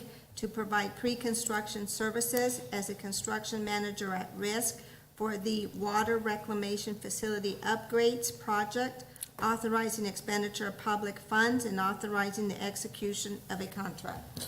Mayor McFarland, I move approval of resolution number 5486 as presented. Second? All right, I have a motion and a second. Gloria, can I please get a roll call vote? Councilmember Lavender. Yes. Councilmember Huddleston. Yes. Councilmember McBride. Yes. Councilmember Fitzgibbons. Yes. Councilmember Herman. Yes. Mayor Pro Tem Powell. Yes. Mayor McFarland. Yes. All right, now item I-4. Thank you. Staff recommends the mayor and city council authorize the city manager to execute a purchase agreement with Freightliner of Arizona in an amount not to exceed $2,453,950 for the purchase of 5 new Crane Carrier 40 chassis with a Spartan 300 automated side load bodies and 1 Freightliner chassis with a McNeilus rear load refuse body for the use in our sanitation operations. The sanitation division currently has 11 side load trucks. 9 of those are what we consider our front load or our frontline trucks, with 2 in reserve when we do have mechanical problems to provide the services for our collections of our solid waste. This project may sound familiar to council. Back in September, we brought a contract for the purchase of these 5 side load vehicles to council. However, I did provide a timeline of the activities that took place. We were notified by the vendor that they were no longer able to provide those vehicles to us. So this is a new vendor, but same 5 side load trucks that we are purchasing through this contract. We're also adding the 1 rear load truck to this, and it is a demonstration unit from Freightliner. So it has less than 5,000 miles on it. It was used as a demonstration unit, but is in great shape, and we're getting a $50,000 price break on it. And the other thing is, we can't find this vehicle to purchase anywhere else, so this is one that we can purchase right away and put it into service immediately after, if we get approved for purchase. And we are asking to use the state contract for this purchase, and that does provide us anywhere from 32 to 35% off of the manufactured retail price of these vehicles using the state contract. I did provide a breakdown of the accounting for this purchase request, but the total is $2,453,950. And then we had that identified in this year's budget under several different project numbers, so I did include that for your review. But with that, I'd be happy to answer any questions. Kevin, this is a new tractor company, but the Spartan is still the same, right? Because the Spartan's is the back Both mechanism. Both the, back here, I And don't Spartan's local, too. I don't want to right? misspeak. Yes, the Spartan is our local side load dealer. We've purchased, I believe, five side load bodies from them. So this will be 5 new side load bodies Very good. on these chassis. They're the same chassis and basically the same vehicle that we had authorization to purchase, just we're Just moving different ahead vendor. with Freightliner Okay. in this case. Okay. Anybody have any questions? I just want to make note that Spartan is a local company, too, so that's good for Casa Grande. Okay, seeing no comments or questions from council, then I'll entertain a resolution number, please, Gloria. Resolution number 5488, a resolution of the council of the city of Casa Grande, Arizona, accepting a proposal from Freightliner of Arizona LLC for the purchase of 5 new crane carrier side load refuge trucks and 1 Freightliner rear load refuge truck, authorizing the expenditure of public funds, authorizing the execution of a contract with or purchase order to Freightliner of Arizona LLC, and authorizing the transfer of budget authority. Mayor, I move resolution number 5488 is presented. Second? All right, I have a motion and a second. Gloria, can I please get a roll call vote? Councilmember Lavender, Yes.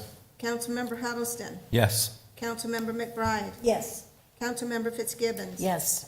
Councilmember Herman, Yes. Mayor Pro Tem Powell, Yes. Mayor McFarland. Yes. All right. I-5, and this is approval on ordinance number 3356. This is professional services. We're going to reevaluate our development impact fees. And Mr. McKenzie, you're up. Thank you. Thank you, It's Mr. Mayor. It's a debut. I know it's finally hit the hot seat, right? So, so the city manager is requesting authorization to enter into an agreement with Tischler Bice to provide a development impact fee analysis for necessary public services. These public services include wastewater, streets, public safety, parks and recreation, and then general government infrastructure. And so to kind of give Mayor and Council a little bit of context on this item, the last time that the city conducted a study and updated the development impact fees was back in 2019. And so within the Arizona Revised State Statute, within the development impact fees portion, there isn't a specific time frame where you're supposed to do a development impact fee study. However, there is a time frame for the infrastructure improvement plan and the land use assumptions, which is every 5 years.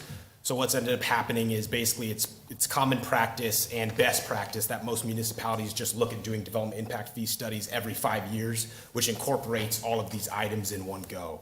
So that's kind of what we're recommending today. Tischler Bice Incorporated is the same organization that we worked with for the previous study, so they have a proven track record of doing good work for us. They're recommending the same, almost identical 11 areas of focus as in the previous study. So it's going to be similar to how it was handled in the previous study. By allowing the city to conduct this development impact fee study, it'll allow the city to set development impact fees at a level to sustain the infrastructure and services needed for new development and the growth that we're experiencing. And then to kind of conclude, I just want to make it clear that by approving this ordinance tonight, Mayor and City Council aren't approving new development impact fees. You're simply giving us authorization to conduct the study. So then at a later date, we'll be able to come back to you with the results of that study, and you can evaluate whether or not we need to adjust our development impact fees or not. So the fiscal impact of this item is for $87,380, and the recommendation by city staff is for Mayor and Council to approve this item. And so with that being said, I would be happy to answer any questions, and hopefully if I don't know the answer, later Stephen can bail me out, so. Mackenzie, I do have a question. Yeah. On this, are we going to get are they going to, in this study, are they going to compare us to other like communities? Will we be looking at other communities? Yeah, so Mr. Mayor, members of the council, I'm not sure if they are going to, but that's definitely something we can evaluate if you'd like us to. Ultimately, these development impact fees, they are specific to each community, so they're going to evaluate where we are at, but if you want us to analyze other. Well, I think there's pressure from the legislature the last year, and I believe it will come again this year. Okay. In terms of fees, not per se impact fees, but fees and costs to builders to get product to the market. Okay. So obviously that's impact fees and other, fees that the city may charge. So mostly impact fees. So if we do this, we need, timing is good. I think timing is good because the legislature will be, I think, in a mood to try and tell cities what to do, as they usually do. And so we need to have some backup, if you will, to say, well, this is in line. Yeah. It's in line with, number one, what we need from a community standpoint, and number two, it's competitive in terms of the marketplace. So that, just from a affordability standpoint, there's a lot of pressure on cities to kind of cut fees. Okay, So- yeah, and we can definitely do that, Mayor, because I remember when I looked at the previous study, that's something that was brought up as well, so we can definitely do Okay, that. good. Does anybody else have any questions or comments on that? Okay, thank you, Mackenzie. Yeah, no problem. All right, seeing no more comments or questions, then I'll entertain an ordinance number, please, Gloria. Ordinance number 3356, an ordinance of the council of the city of Casa Grande, Arizona, accepting the proposal for professional services from Tischler Weiss, Inc. to provide a development impact fee study update, authorizing expenditure of public funds, and authorizing the execution of a contract. Mayor McFarland, I move to approve ordinance number 3356 as presented. Second. I have a motion and a second. Gloria, can I please get a roll call vote? Councilmember Lavender. Yes? Councilmember Huddleston. Yes. Councilmember McBride. Yes.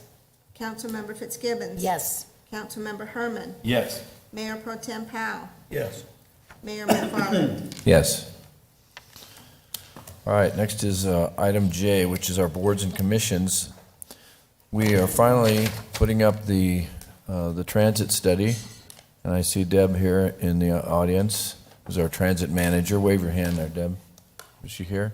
I No? didn't see her. Nope. She's hiding. Never mind, she's hiding. Anyway, she said, I thought she, oh wait, she said she wasn't gonna come. I said, okay. So I just called her out. Sorry, Deb. So, tonight, we do have 5 new members of the committee. The first 3, Mr. Mike Henderson, which I see Mike here, Ralph Varela, and David Maestas, excuse me, sorry, David. And their terms to expire on November 21st of 2025. So I'll present them first because the other one has different terms. So does anybody have any comments or questions? Thank you. Thank you. Mike and company for serving. Appreciate it. Appreciate everybody's participation in this process. So anybody have any comments or questions? Mayor, I do. No, Okay. I did want to thank Mike. Mike, thanks again for serving. He was actually on the Transit Advisory Committee several years ago and provided some great input. So I'm really glad that you're on there and able to give some of the history on what the community input was at that time in this study with all the stakeholders. So thank you. But, the committee, it's nice to see we have someone on there. I think David's that a is, past transit manager too, isn't he? David Maestas, yep, Yeah. from, He's retired from Maricopa. Right. Yeah. And then. Lives here, Ralph- though. Lives here. He's not here, is he? No, Okay. nobody lives here. And then Fernando Molina is someone that has used Dial-A-Ride for many, many years. He's disabled and He's next. is going to be able to get us some really good input. And then James Hyman, is a nice, I'm not going to say young, because I don't want to insult people that are older, but, someone, someone that gives a little bit different perspective. So it's really nice, I think, that committee. But isn't there one more person that we need for that committee? 2. There's 2 more. So if We anyone's we interested. interviewed one tonight, and I think we have 2 more applications. So, all right, so I need thank you. an approval for the 3 first. I move to approve Mike Henderson, Ralph Varela, David Maestas with terms expiring November 21st, 2025. Second? All right. All those in favor signify by saying aye. Aye. Any opposed? Okay, congratulations to those three. Yes. And then the next two are Fernando Molina and James Hyman. Their terms to expire on November 21st of 2024. We're trying to stagger the terms so that not everybody is up at the same time. So, I move to approve Fernando Molina and James Hyman with terms expiring on November 21st, 2024. Second. all right, I have a motion and a second. All those in favor signify by saying aye. Aye. Any opposed? All right, thanks to all of them, and congratulations to all of them. Deb will be reaching out to you. I think she said there's a meeting in December, so. Item J was consider approval and appointment of Garrett Aldretti to the Planning and Zoning Commission with the term to expire on November 7th. Is Garrett here? Oh, there you are. All right. Thank you, Garrett. Thank you for stepping up. Appreciate it. And you're on a planning company out of Tucson, right? Yeah, the planning center in downtown. Yeah, and then you live here, so thank you. Thank you for stepping up. Any other questions? Yes, go ahead. Another comment, and again, Garrett, it's so nice to have someone, they graduated from Casa Grande Union High School and went to ASU and U of A. That's So, right. Half and- good. And Sorry, Garrett, And, you're only half good. and to have the experience that he has, and we're happy that you're able to serve, and Yeah. your enthusiasm is going to really help on that committee. So, thank you. Thank you. Any other comments or questions? All right, I'll entertain a I've got motion. one. Oh, go ahead. Who's he rooting for Friday then? Who you rooting for Friday? Oh, I'm always ASU. Good answer. You went the right way on that one. That was a 50-50 toss-up. All right. My son lives on Shadow Ridge Drive also. So Mayor, I approve the appointment of Garrett Aldretti to the Planning Commission with a term expiring November 7th, 2025. Second? All right, I have a motion and a second. All those in favor signify by saying aye. Aye. Any opposed? All right. Thank you, Garrett, and congratulations. Sir Paul will be tapping you soon. All right. Next then is item K. These are our ordinances, resolutions, and other subjects requiring action by the council. Item K1. Scott? And before the members of the council, items K1 and K2 are related this evening, related to the judicial selection process. Staff had anticipated the potential passage of the first charter question that was put before voters that included a number of items, and it also included some adjustments on how our city judge is selected. Obviously, that did not pass, and so we are entering into what has been the process since charter adoption in 1975.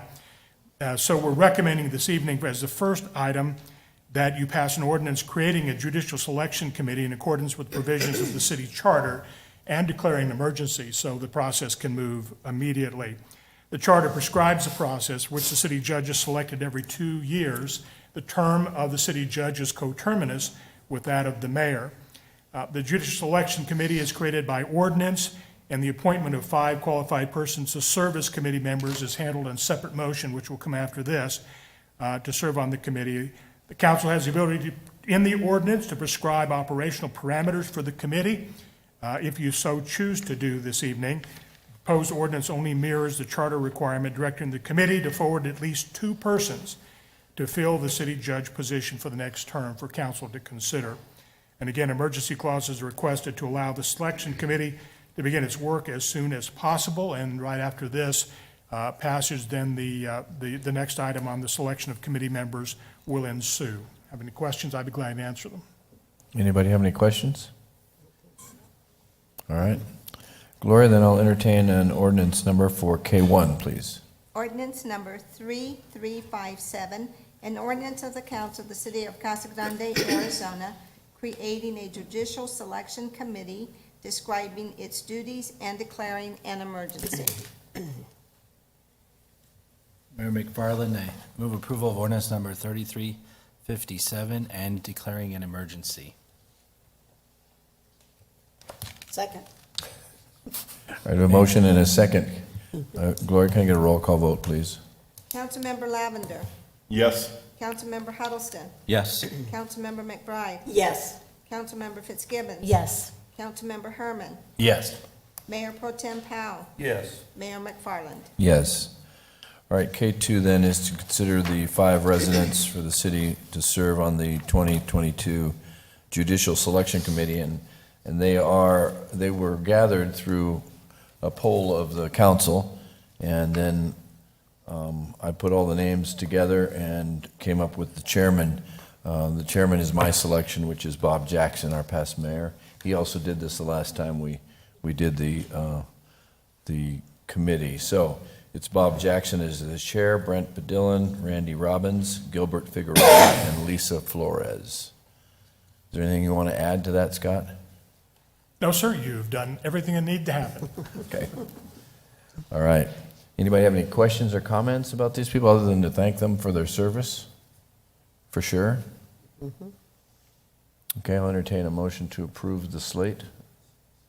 So Or actually, yeah, actually I need an ordinance number. Sorry, Gloria. No. There's No, there's no It's a ordinance. motion. Nope, no, it's just a motion, okay. So moved. Second?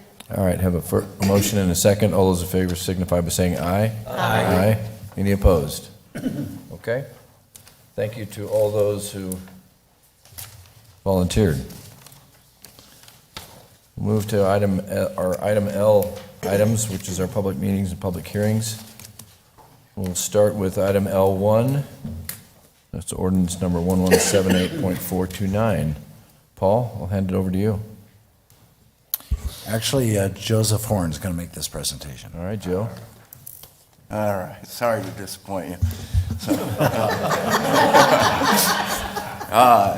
Wow, was it in my voice or something? All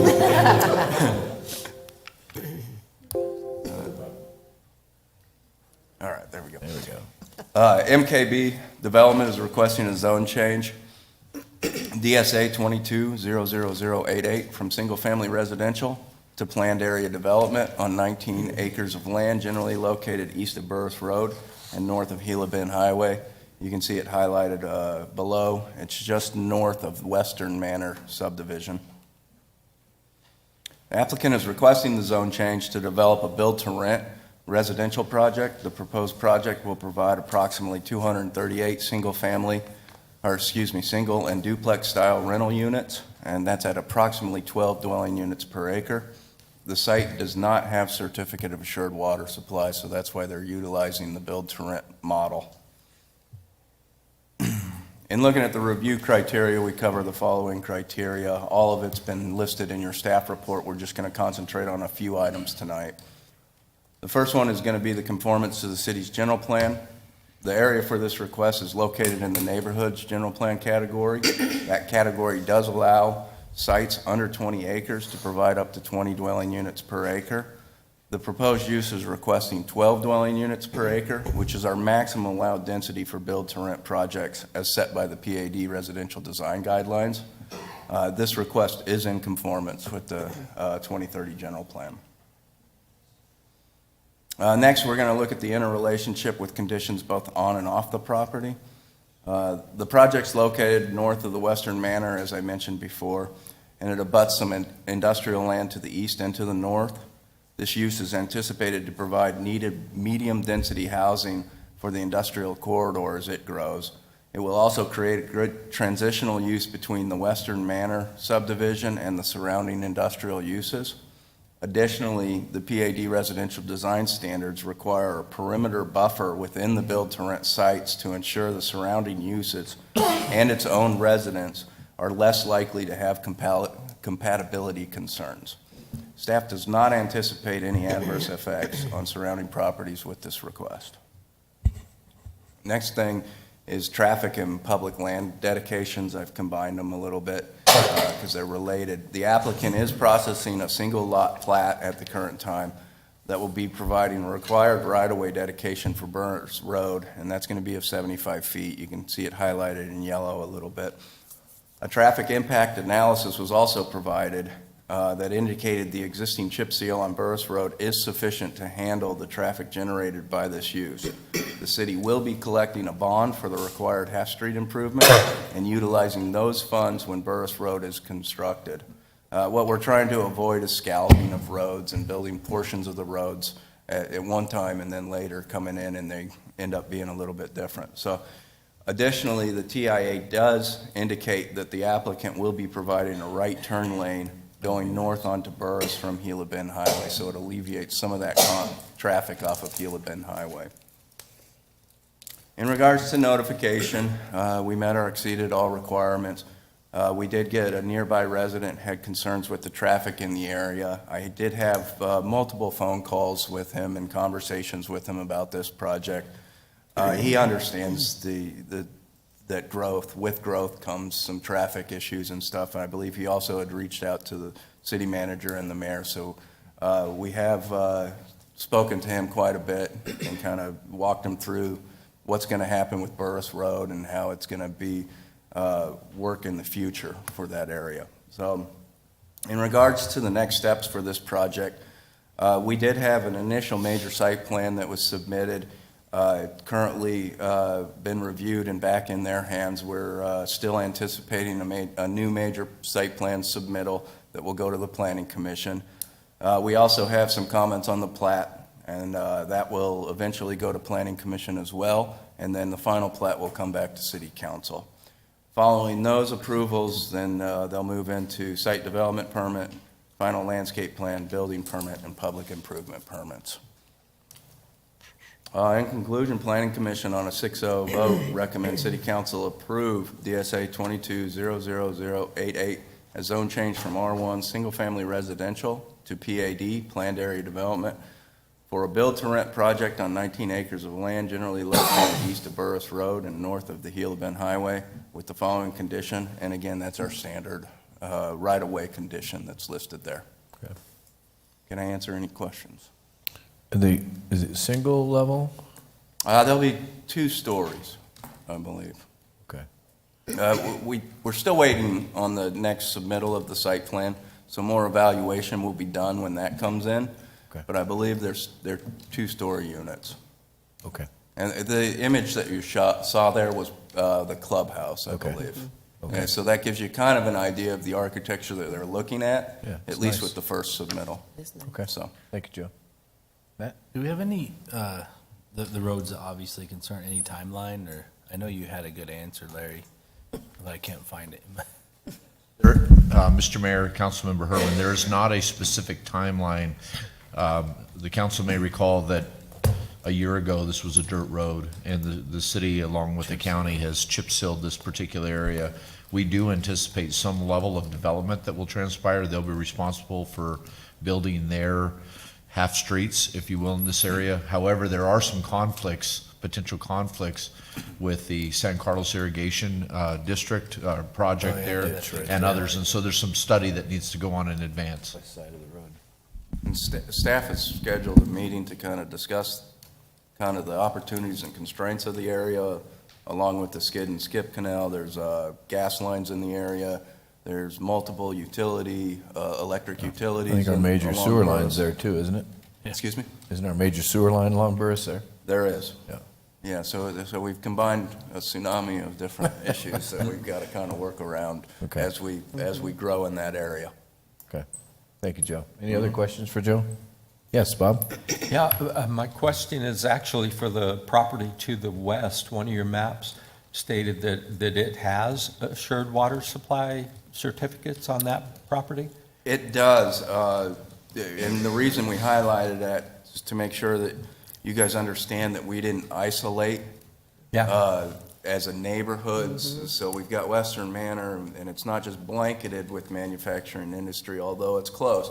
There are others that have potential to develop as single-family residential in that area. So we haven't had any contact with that group, so we don't know if they're going to develop anytime soon, but they do have the ability to develop that way, or they could potentially subdivide it and use it for other means too. For business. All right. Yeah. Thank you. Any other questions, comments? All right, seeing none, this is a public hearing, so I'm going to open the floor for any public comment on L1. If there's anybody here from the public who would like to address the council, this is your opportunity on this item. All right, seeing nobody jump up, then I'm going to close the public hearing, and I'll call for a ordinance number, please, Gloria. Ordinance number 1178.429, an ordinance of the council of the city of Casa Grande, Arizona, amending zoning ordinance 1178 and its subsequent amendments by changing the zoning from single-family residential to planned area development on property generally located east of Barris Road and north of Gila Bend Highway, Casa Grande, Arizona. Mayor McFarland, I move to approve ordinance 1178.429 as presented. Second? All right, I have a motion and a second. Gloria, can I please get a roll call vote? Councilmember Lavender. Yes. Councilmember Huddleston. Yes. Councilmember McBride. Yes. Councilmember Fitzgibbon. Yes. Councilmember Herman. Yes. Mayor Pro Tem Powell. No. Mayor McFarland. Yes. All right, next item is L2. This is also a public hearing, and this is on ordinance number 1178.194.7. Mr. Gagliardi. Good evening, Mr. Mayor and members of the council. So this is a request for an amendment to a portion of the G Diamond Ranch Planned Area Development Zone District. G Diamond Ranch is quite a large PAD. It's made up of various land uses, but within the existing PAD lies a 4-acre area just north of Cottonwood on the east side of the Colorado Street alignment, north of Mission Heights Prep School, that's currently designated for church uses.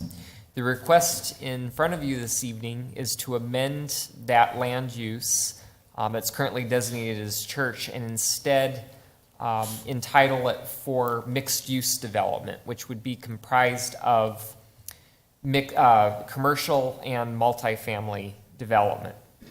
It's 4 acres in size, and as you see with the zoning graphic, the proposal would go to the mixed-use designation. Now, we've yet to process a major site plan. That would be the next step of the approval process, but the applicant did provide a conceptual rendering of what a mixed-use development would look like. And as you see, there's, in this conceptual drawing, they've provided a commercial building along Colorado Street on the western part of the lot, and then behind the commercial building would be a multifamily building. However, this is just an example. It could develop any number of ways. That commercial building that you see in the front could have a second floor where there's residential units as well. The idea is that it would be mixed with both commercial and multifamily residential components. When reviewing PADs, it's subject to the following list of criteria, and the staff report evaluates these in more detail, but I'm going to focus on these 3 highlighted items. The first one is the relationship with the plan to areas surrounding it. So the area to the west of the site, on the west side of future Colorado Street, is an area that does have certificates of assured water supply, and a final plat was approved earlier in the year for a 316-lot single-family subdivision. However, it's yet to be recorded. But then immediately abutting the site to the north and to the east is the Hancock Cottonwood build-to-rent developments, I think 330 rental units comprised of single-family and two-family structures. And then north of that is another project where an amendment was recently approved for additional multifamily. So there is quite a bit of multifamily in the area, of course, with the Mission Heights School to the south. I also want to point out that with the culmination of all these projects, we will have ultimately the extension of Colorado Street connecting Cottonwood on the south to Courtson, as well as the extension of O'Neill where it currently stops at Legacy. It would connect all the way to Peart.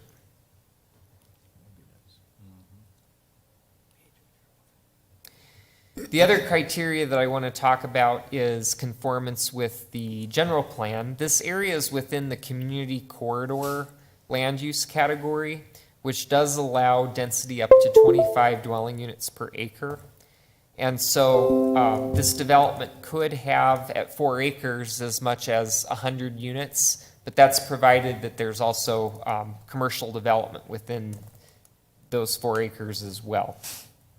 One of the goals of the general plan is to encourage variety in neighborhood design and development patterns. And so this mixed-use development will help contribute towards that goal. And of course, one of the action steps is to encourage a range of neighborhood types, densities, and building design within planned area developments throughout the city.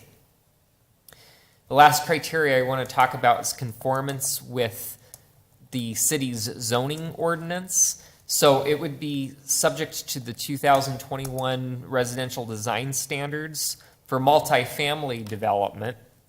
Per these residential design standards, any multifamily buildings within 50 feet of a single family zone are limited to a maximum height of 28 feet. So that will help with compatibility issues. And then also proposed is a maximum height of 35 feet. And then their setbacks would be 15 feet from the front, which would be consistent with community corridor design standards. And then there would be a minimum of a 20-foot side and rear setback.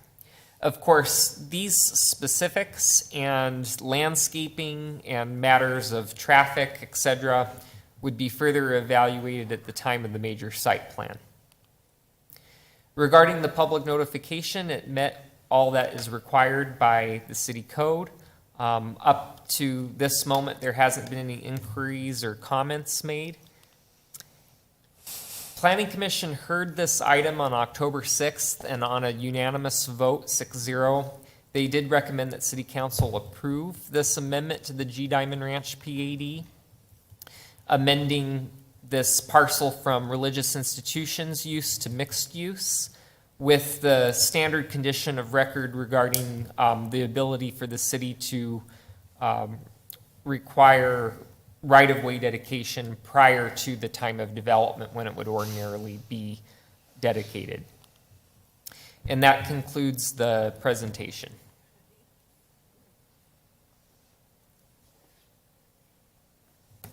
All right. Anybody have any comments or questions? Go ahead. Actually, I really like this. I mean, it just, you know, of course, we've been talking about a variety of different projects and Mixed-use plans and the stuff. whole mixed-use thing. So, so yeah, I think it's a good location, especially when that road gets extended up through there and gives a little bit of variety to the community. So I really like this project. Lisa's going to move in. Matt? Has a flat roof, Lisa, I don't know. Oh, it does have a flat roof. Ooh. No, but I want to agree with Councilmember Fitzgibbons about what a neat project. And I think it's coming at a good time before all the houses are built there, so people know that it's going to be there by the time, you know, they're building houses there, hopefully. And it's a good transition from the school and from the multifamily build-to-rent project, and it'll help the road get through, too. So I think it's a good time and a good place, and hopefully it's something similar to what we're seeing here. Anybody else? Any other comments or questions? All right, this is a public hearing, so I'm going to open the public hearing on item L2 for tonight. If anybody in the audience would like to address the council on this item, this is your opportunity. All right, seeing nobody jump up, then I'll close the public hearing and we'll call for an ordinance number, please, Gloria. Ordinance number 1178.194.7. An ordinance of the Council of the City of Casa Grande, Arizona, approving a major amendment to G Diamond Ranch Planned Area Development for property generally located at the northeast corner of Cottonwood Lane and Colorado Street, Casa Grande, Arizona. Mayor McFarland, I move approval of ordinance number 1178.194.7 as presented. Second. All right, I have a motion and a second. Gloria, can I please get a roll call vote? Councilmember Lavender. Yes. Councilmember Huddleston. Yes. Councilmember McBride. Yes. Councilmember Fitzgibbons. Yes. Councilmember Herman. Yes. Mayor Pro Tem Powell. Okay. Mayor McFarland. Yes. All right. The next item is item L4. This is approval of ordinance number 1178.236.4. So this is another amendment to a planned area development zone. This time, the request is an amendment to a portion of the Copper Sky Marketplace in Sonoran Heights, PAD, for the village at Copper Sky. To familiarize council with where this is located, the subject area lies on the south side of Florence Boulevard, west of Caceres Court. It involves a 19.5 acre area of the Copper Sky Marketplace PAD and a 1.15 remnant of the Sonoran Heights PAD. And the request is to amend that 20.64 acre area that you see highlighted on the screen in order to accommodate a proposed 231 unit build to rent community. Currently within that area, there is commercial uses, and it would be replaced with this medium density multifamily development. The other goal of this PAD amendment is to revise the circulation plan associated with the Copper Sky Marketplace PAD in order to reflect how this residential development functions within the undeveloped commercial portions of the PAD remnant. To give you an idea of what I'm talking about here is the existing PAD for Copper Sky Marketplace is on the top. It was approved for a variety of commercial uses, and it had assumed a layout of different retail pad sites up towards the street and large anchor stores towards the rear. If this amendment gets approved, basically a third of it would be replaced with this build-to-rent development. And I'm going to talk more about the circulation on an upcoming slide, but there was a lot of focus spent on how these two uses would tie into one another. When reviewing amendments to PADs, these are the criteria that are evaluated, and I'm going to focus on these three highlighted items, the first being the conformance to the city's general plan. Just like the G Diamond Ranch presentation, this property is also within the community corridor category, which does allow density up to 25 dwelling units per acre. The proposed density with this development is 11.57 dwelling units per acre, so it does comply with the density maximum.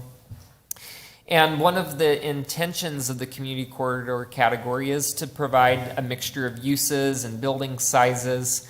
And so introducing multifamily residential product here along the Florence Boulevard corridor, where it currently is predominantly commercial, will accomplish just that.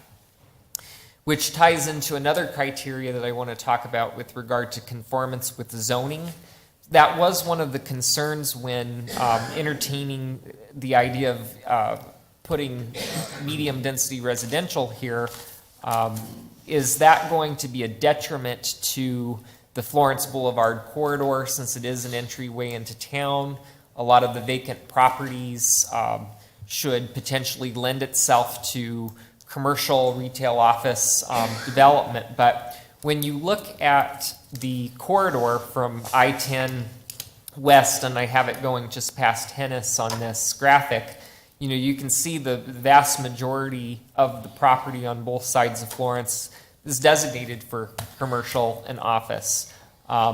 If this amendment gets approved, this will be the first multifamily product that actually touches Florence Boulevard west of I-10.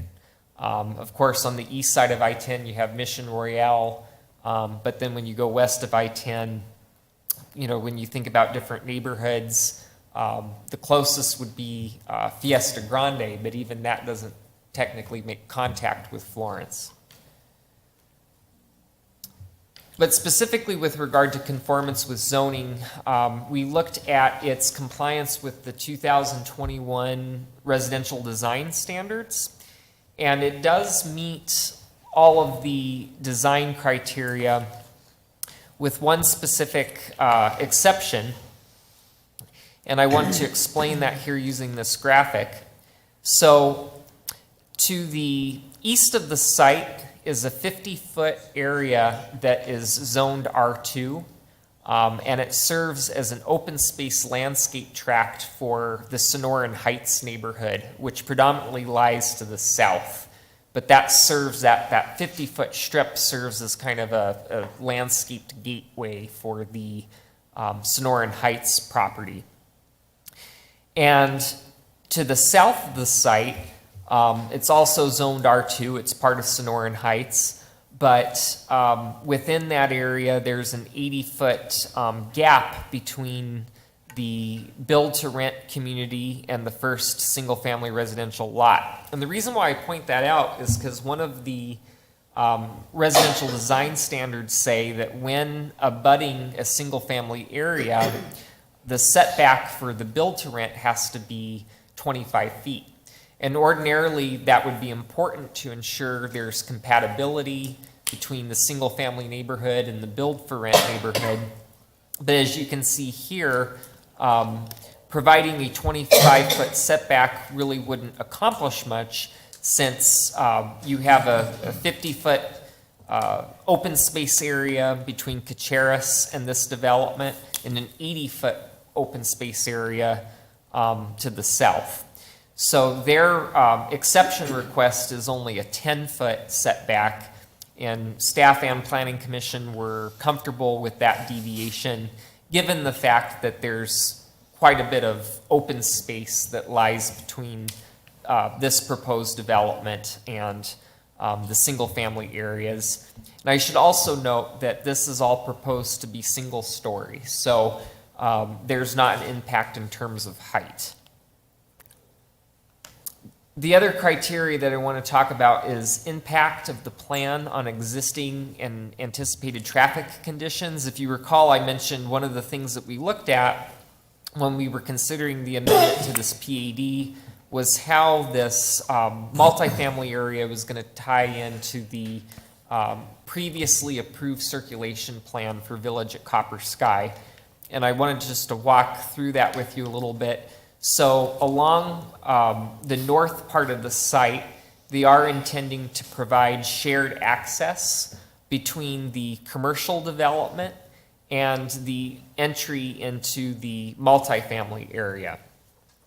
There is going to remain an access drive onto Florence, but it will be right in, right out. And that's actually going to be the secondary access point for this development. There will be a new turn lane, however, to access that right in, right out drive. And then they're going to rely on an access point onto Caceres for their primary access. And so that's going to involve half-street improvements to Caceres, as well as the construction of a traffic signal at Caceres. And that will be coordinated with the Sonoran Heights development, which lies to the south. With regard to our notification efforts, we followed that which is required by code. There were no public comments received.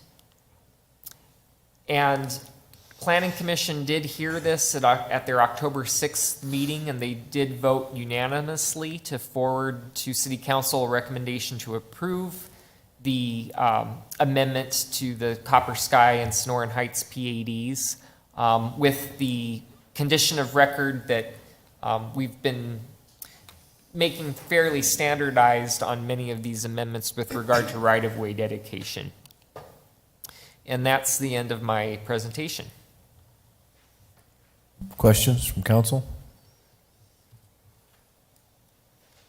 All right. Yeah, Lisa, go ahead. Maybe not a question, of course, the traffic concerns, with the first multifamily development right there on Florence Boulevard. But what I like about it, again, is offering a variety. And I think having it in this location, allows people, because there's some walkable stuff there. It's going to be in our transit designated service area.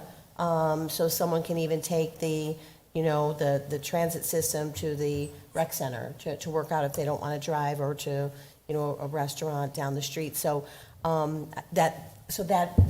think I like the idea of that being there and giving a variety to, people that want that type of housing. Okay. Any other comments or questions? Yes, Bob? James, this is just a conceptual plan. That's not, or is that how it's going to be laid out? Mr. Mayor, Councilmember Huddleston, for the purposes of the PAD, this is seen as a conceptual plan. However, there has been already contingent approval of the major site plan pending the outcome of this PAD amendment. So I'd be happy to answer specific questions if you'd like, as far as what you're seeing on the... Well, I was just going to comment, it looks like it has a pool and a clubhouse and tennis courts of some kind, and so I think it'll be a nice addition to the area. Oh. Anything else? All right, again, this is a public hearing, so I'm going to open the public hearing on item L3. If there is anybody here who would like to address the council on item L3, now is your opportunity. Please. Remember to state your name and give us your address, and keep your comments to 3 minutes, please. Mr. Mayor, members of the council, Tom Galvin with Rose Law Group, 7144 East Stetson Drive in Scottsdale.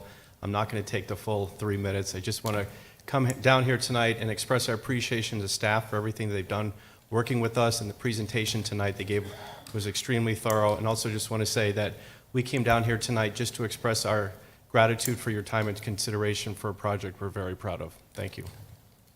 Are they going to build it? Yeah. Okay. That's only my only question. Are they going to? All right, good. Got that head. Big head not back there. Good. That's even better. Any other public comment? All right, well, thank you, Tom, and for coming down, braving I-10. All right, seeing no more comments, then I will close the public hearing and call for an ordinance number, please, Gloria.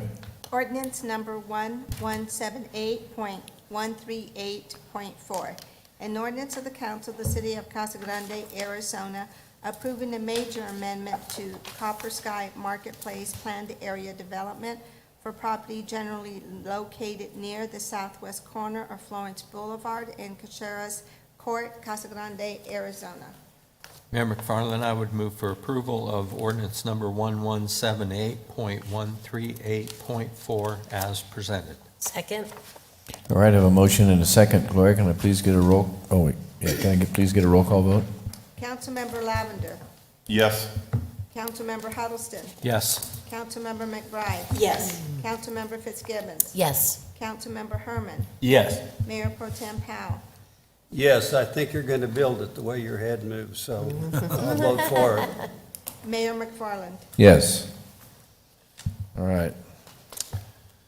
Okay, next item is item L4. This is also a public hearing, and this is for ordinance number 1178.236.4. And you gonna handle this one, Paul, or is? It's me again. Oh, all right. All right. You're just here for support. Right. I might, as I present, I might be scooting closer and closer to Paul, we'll see. So this is a request to amend another PAD. This time, the request pertains to an amendment to the Casa Grande Regional Shopping Center Planned Area Development, otherwise known as the Promenade. And it's to accommodate a proposed hotel which will be dual branded. It's Town Place Suites and Fairfield by Marriott.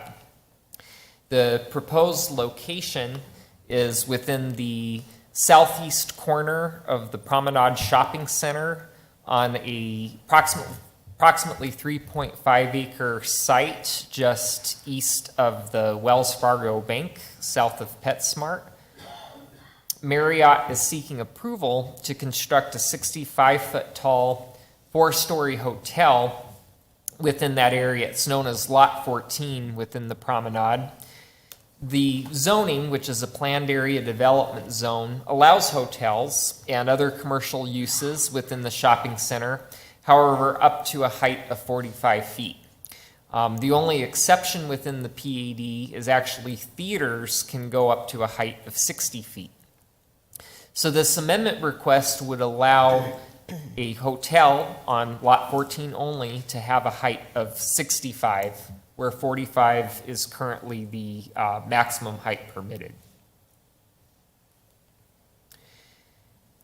In conjunction with this PAD amendment request, the applicant has also provided a major site plan, and that's scheduled for City Planning Commission consideration pending the outcome of the request to amend the PAD for the height. But they have provided landscaping details, and like I mentioned, the major site plan itself helps evaluate the placement of the building to have a better understanding of its impact on surrounding properties. Here's an example of the elevations that have been presented that are part of the major site plan package. The top picture is the south elevation, so the building as you would see it if you were standing along Florence. The bottom pictures the north elevation, so what you would see if you were standing at PetSmart, for example, and then the west and east elevations. When reviewing PAD amendments, it's subject to these criteria, and the staff report does discuss these in greater detail, but I'm going to talk about these highlighted ones specifically because I thought they were the most important for the review. And the first one is the relationship of the plan to conditions both on and off the property. So this criteria mainly speaks to compatibility, which was the greatest concern with this request. When looking at the overall compatibility of the site, it's interesting that on the north side of Florence Boulevard, there really isn't a compatibility issue. It's all commercial all the way around. You have within the promenade itself, as I mentioned, very comparable heights, 45 to 60 feet. And what's interesting is directly to the east of the site is another PAD. It's part of the Casa Grande Commons PAD that actually allows building heights for commercial development up to 100 feet. So there's quite a bit of height going on the north side of Florence. But on the south side of Florence is where there's the most concern, because you do have the Mission Royale single-family age-restricted neighborhood, and these are all single-story homes. And that's probably why the commercial area of Mission Royale on the south side of Florence has its height maximum of 35. There's quite a difference between the maximum height on the south side of the highway as opposed to the maximum height on the north side of Highway 287 Florence Boulevard. And, you know, that was done by design because the commercial area on the south side of Florence is directly abutting the residences. But given that you do have Florence Boulevard separating the promenade from Mission Royale, I believe is what contributed to the initial support for the greater heights. Now, there have been a number of concerns expressed by residents within the Mission Royale community about the proposed height. And I wanted to talk to you about the mitigating factors that help address that concern. So firstly, between both developments lie landscape tracts. Along the promenade, there's a 30-foot landscape tract that sits on the north side of Florence between Florence and the promenade development. And then on the south side of Florence is a landscape tract that belongs to the Mission Royale HOA that lies between Florence and the Mission Royale neighborhood. And at its narrowest, it's 75 feet. The building is proposed to be approximately 85 feet from the front property line. So even though it is a tall building, it's not situated in a way that is as close to the property line as it could be. In PADs, the setback is required to, the minimum setback is required to approximate its height from the PAD boundary. So it could have been oriented in such a way that it could have been 65 feet from the front property line with the proposed 65-foot tall building. If it were 45 feet tall, it could be as close as 45 feet from the front property line. But in this case, it sits 85 feet north of the front property line. And then the right-of-way itself for State Highway 287 Florence Boulevard is 135 feet wide. So together, there's a 300-foot distance between the backs of the single-family residential lots and the hotel. Also, I wanted to discuss the landscape tracks just a little bit more. So in front of the proposed hotel, they are proposing to provide 24 36-inch box trees directly in front of the site on the north side of Florence Boulevard. And then 20 additional 36-inch box trees are planned along the rest of the perimeter. And so it will provide a lot of screening and density, at least on the north side of Florence Boulevard. And then, of course, there's opportunity within the Mission Royale landscape tract, with 75 feet being the minimum distance, for there to be ultimately opportunity for more landscaping over time. An idea of the 36-inch box tree size, what that means, there's a picture there of what that would look like. Our city code requires a minimum of a 15-gallon size, which would be in a 15-gallon bucket, but the 36-inch box allows the tree to be more established and get taller before it's transplanted. As I mentioned, multiple residents within the Mission Royale neighborhood have expressed opposition to the hotel, primarily due to its height. And some have suggested that Marriott should plant mature trees within the Mission Royale HOA tract to help mask the scale of the building or to help offset whatever detriments that they foresee with the hotel situated where it is. The applicant is here this evening to speak to discussions that he's willing to have with the Mission Royale neighborhood. It's been expressed in past discussions that he's definitely willing to work with the Mission Royale HOA. However, there isn't any sort of specific plan in terms of what outcome would come of that, but only that he is willing to help address some of their concerns. The next criteria that I want to talk about is the conformance to the city's general plan. This area is within the commerce and business category, and specifically hospitality or hotels are specifically listed as an appropriate land use. And new development shall be designed to minimize adverse impact upon surrounding and existing land uses. And we believe, based on the existence of the two landscape tracts paralleling Florence to the north and south, and the 300-foot distance between the backs of the lots and the hotel, do help minimize the adverse impact. Regarding the notification process, it was quite extensive. Initially, there was a notification to owners of property within 500 feet, advising that we had the application under review. Due to the concerns that we received, there was a neighborhood meeting scheduled, and so that was held, and approximately 18 residents attended and expressed their concerns.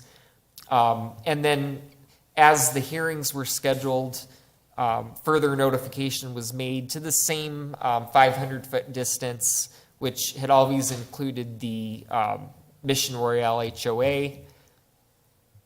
There have been 8 residents throughout the Mission Royale neighborhood who have provided letters in opposition, and they've been included in your packets. And to summarize the concerns, it was felt that the building is too big and it's out of place. 2 stories would be more appropriate, even if it required more land to accommodate the hotel. There's a belief that there's a reason why the PAD limits the height for most buildings to 45 feet. The original rule should be followed. Some felt that the building should be further away from a residential area, such as on the other side of I-10 near Cracker Barrel. There was concern about the north-facing views of the residences that are paralleling Florence being affected by this large building, concerns about depreciation of property value.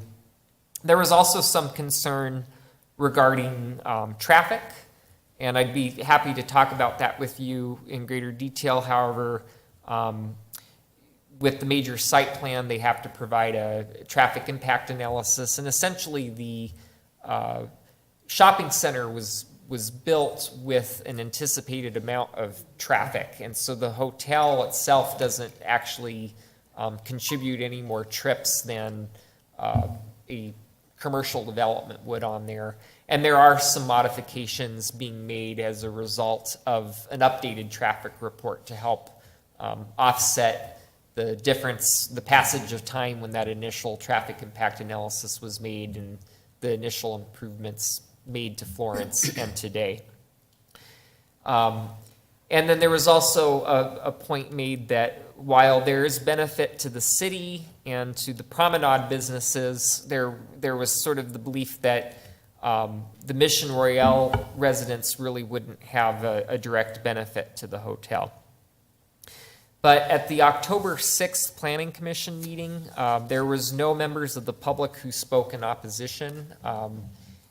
And Planning Commission did vote on 5-1 to forward a recommendation to council to approve this PAD amendment, subject to a condition just clarifying that the hotel shall be limited to no more than 4 stories.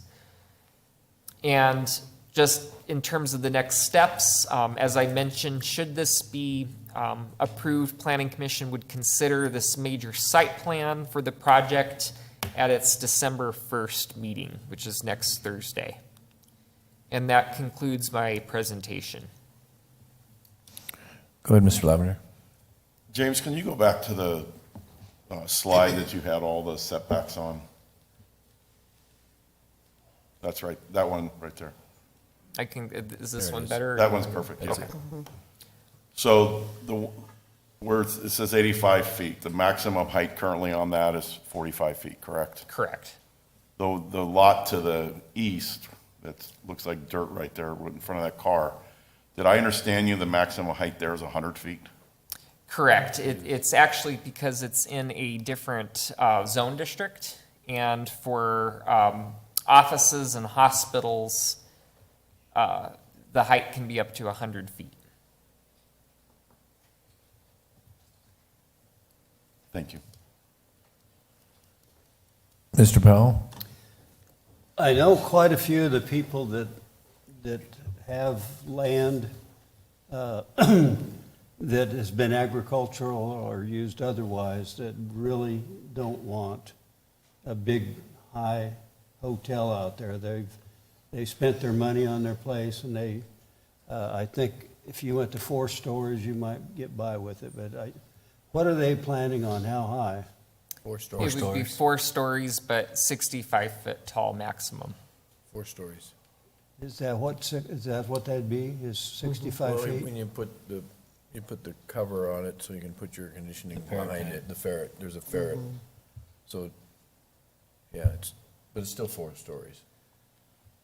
Well, there's a whole bunch of them that don't like it, that have property out there because they've spent a lot of money and time, and they're citizens of our community that have been in those places for a long time. So if they could drop that down or make it, it just, when you live where they do, they've got beautiful places, especially to the east along the street that goes there. But I This don't is all zoned think it'd be commercial. well received. Anybody else have any comments or questions? Lisa? Well, first of all, I want to, thank the staff and the applicant for really hearing out the neighbors, and I was really impressed when I was reading through the notes that the applicant was, said that, I'm not sure where the applicant is. It's right Okay, there in the front. thank you for coming. No, but I appreciated how you said, look, I want to be a good neighbor. I want to, see what I can do to work with the neighbors. So I think, it's really nice, to put the bigger box trees, to give a buffer, but, 300 feet, it's not long like. ways. Yeah, it's a Football field. long ways, and so but I appreciate you still willing to work with them and, whatever, with the homeowners association. But, I mean, these people did buy the house knowing that it's commercial across the street, and they're going to have, 60 feet minimum, and then 100 feet just, across the way. So I do believe it's a great product. We need something like this in our community, with the college, there, the hospital is down the road, with the growth in our community. I think it's a beautiful project for the community. But of course, I want the citizens, the neighbors to know that, they were heard, and that you're working with them to see what they can do with whatever landscape buffer. But I do feel that this plan, what they came back with, is very reasonable, and I think it would be a great place to put something like this in. And 4 stories, I don't have a problem with I think it's a great Well, you location don't for live it, there, too. that's what. Yeah, no. You don't have any. Anybody else have any other? Understanding of what those people go through. But they- Go ahead, it's Matt. commercial across You the guys street, drove through town and think everything is really good, but the people that have done this and have their homes there don't want to see that It's commercial changed. across the street, though. Well, They I'll knew tell it you was what. commercial across the street. So. All right, I you've- understand, It shouldn't though. be I 60 understand. feet here. Right. So it's going to 65. Matt, go ahead. And commercial's 100 It's feet. Matt's turn. Right. Mr. Powell. Already entitled. So, yeah, I haven't heard anything else from any other neighbors, just the ones across the street. And again, I commend the applicant for being a good neighbor, and I wish we would have more of that. And he said, I'll do what I can to help you out. It's a football field away, it's 300 feet. So, and the other thing is, looking at the picture, is that with the height, the top, I don't know how big the parapet wall is, but the windows aren't at the top of the building. They're still a 4-story building. So you don't have the full, That's good, 10 feet. yeah, maybe 10 feet-ish lower for the windows, so that helps the view as well. And it's a much-needed amenity in the community, a hotel of this caliber, and I think it's going to be very helpful to the mall as well. Depends who you talk to, Councilman. Anybody else have any other That's comments? something needed in our community or not. Donna? You know, and I just want to, you know, reflect on what others have said, and I thank you for being that good neighbor, because I think that you have listened, and the fact that there was information about parking and, you know, the privacy, I feel like you answered all their questions, and the fact that when P&Z met and they weren't there and they weren't still complaining and they're not here tonight, I feel like, you know, their concerns were met, and I feel like that, you know, the due diligence on your part has been done, so I thank you for that. The due diligence on the people who live out there, though, hasn't been. Bob? James, does 45 feet limit them to 3 stories, or can they even get 3 stories in that? Mr. Mayor, Councilmember Huddleston, it's possible to construct a 3-story building with 45 feet of height. But they're requesting a 4th story, and I believe because of the brand of the hotel with conference space on the first floor, it's probably going to have, the first floor is probably going to be taller than your standard floor distance, and so because of the nature of this specific building, they're requesting 65 feet to fit the 4 stories. Well, and you answered part of my second question. Have they talked about amenities, bar, restaurant, conference area? Pool. There is a outdoor pool proposed, and then conference spaces I mentioned, but the applicant can speak to the other amenities that he's planning for this building. Okay. Thank you. Any other comments or questions? All right. This So is, how high are we gonna let it be? well, they're asking for it to allow it to go to 65 feet. About 45 feet. The application's in, and so we'll be voting on that. But this is a public hearing, so I'm going to open the public hearing. And if there's anybody here to speak on item L4, now would be your opportunity. Ash, did you want to say anything about the amenities, or you good? This is your opportunity, so. Mayor, council member, staff, citizens. The proposed project is 4 stories because you have to get an ROI when you build a project. And when we picked the location, we had to work very diligently with Lamar in Chicago and New Jersey and everywhere else to be able to get the location. We were cognizant of the fact that it had already been part of a master plan and zoned correctly, where we would not be adding any more traffic, that we're in a location where when a customer parks the car, they're able to walk to all the amenities and spend the money in the area. As we worked with the mall, the other businesses within the mall, came out ideas that PetSmart said, hey, we don't mind you coming there, but would like you to be pet friendly, which we are pet friendly. We're providing a dog park along with a patio on the north side so that there is no impact on the south side. So all the amenities, the pool, the patio, the dog park will go on the north side. One of the amenities that the city needed was modern conference space. And that was a conversation we've had, with economic development and the community and understanding, the businesses and the demand that's coming into Casa Grande. So we planned a conference space as large as we could within the confines of the 3.5 acres, but only 3 acres is buildable because the access road that goes on the east side into the mall, that is part of our parcel that is unbuildable or not usable for the hotel itself, but the whole mall community. So what we did was to mitigate everything. We moved the building as further north as possible. So instead of the 65 feet, we went to 85 feet and provided an extra 20 feet of buffer on the setback.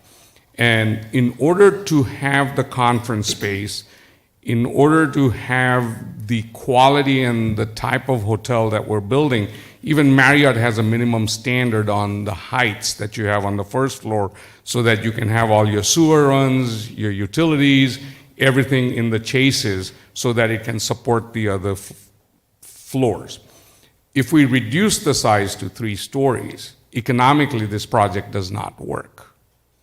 And majority of the height, once we've exhausted for the 4 stories, is the parapet that will hide the AC units, the elevator runs, and everything else that is put on top of the roof so that we don't put it on the ground and aesthetically change what's on the ground. And that's how most of these prototype buildings are done.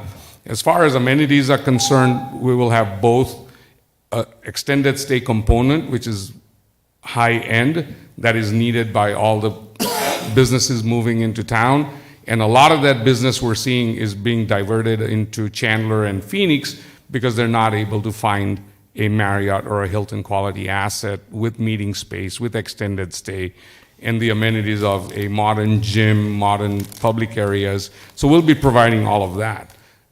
We have worked with the city. They've been awesome coming up with a landscape plan that will bring enough buffer on both sides, along the property line as well as in the front, where we have proposed helping the HOA at Mission Royale to plant some trees, which was the suggestions of the residents that live, the 8, I think, homes that are impacted right in the front. And we continue to discuss those, and we're very open to be that. From a historical perspective, I'm in Arizona, and I've been in Arizona over 32 years, almost 33. Started my career here. I was in Flagstaff for 18 and 14 in Mesa. And I've had properties in Flagstaff, Sedona, Pine Top, Payson, and then in multiple states, but I've always been in Arizona, and that's why, when we come into a community, we'd like to be part of the community and help in any way that we can. Right. And so I look forward to work with Mission Royale and see where we can help mitigate some of these concerns. Thank you. Thank you. Yeah.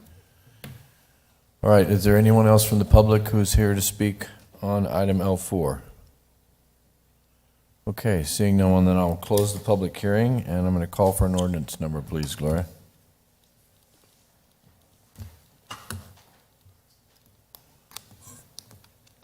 Ordinance number 1178.236.4. An ordinance of the council of the city of Casa Grande, Arizona, approving a major amendment to the Casa Grande Regional Shopping Center planned area development for property generally located north of Florence Boulevard and east of Mission Parkway, Casa Grande, Arizona. Mr. Mayor, I move to approve ordinance 1178.236.4 as presented. Second. All right, I have a motion and a second. Gloria, can I please get a roll call vote? Councilmember Lavender. Yes. Councilmember Huddleston. Yes. Councilmember McBride. Yes. Councilmember Fitzgibbons. Yes. Councilmember Herman. Yes. Mayor Pro Tem Powell. Do you really want to know? Yes. I'm very disappointed that we don't consider people that have been there, have spent their money, have their homes, don't want to see huge deals behind them and around them. They've paid for it. There's area out there they're going to grow crops on. And the people that have that don't want to see what you're going to put up. And I really am disappointed in our council, and I don't think we're abiding by what Casa Grande would really want. Thank you. Is that a no? That's a no, no, no. Okay. Mayor McFarland. Yes. All right, that concludes tonight's business. We do have reports left, so I'm going to start over here with you, Bob. No report, Mayor, other than have a happy Thanksgiving. All right, thank you. You too. Lisa? Thank you.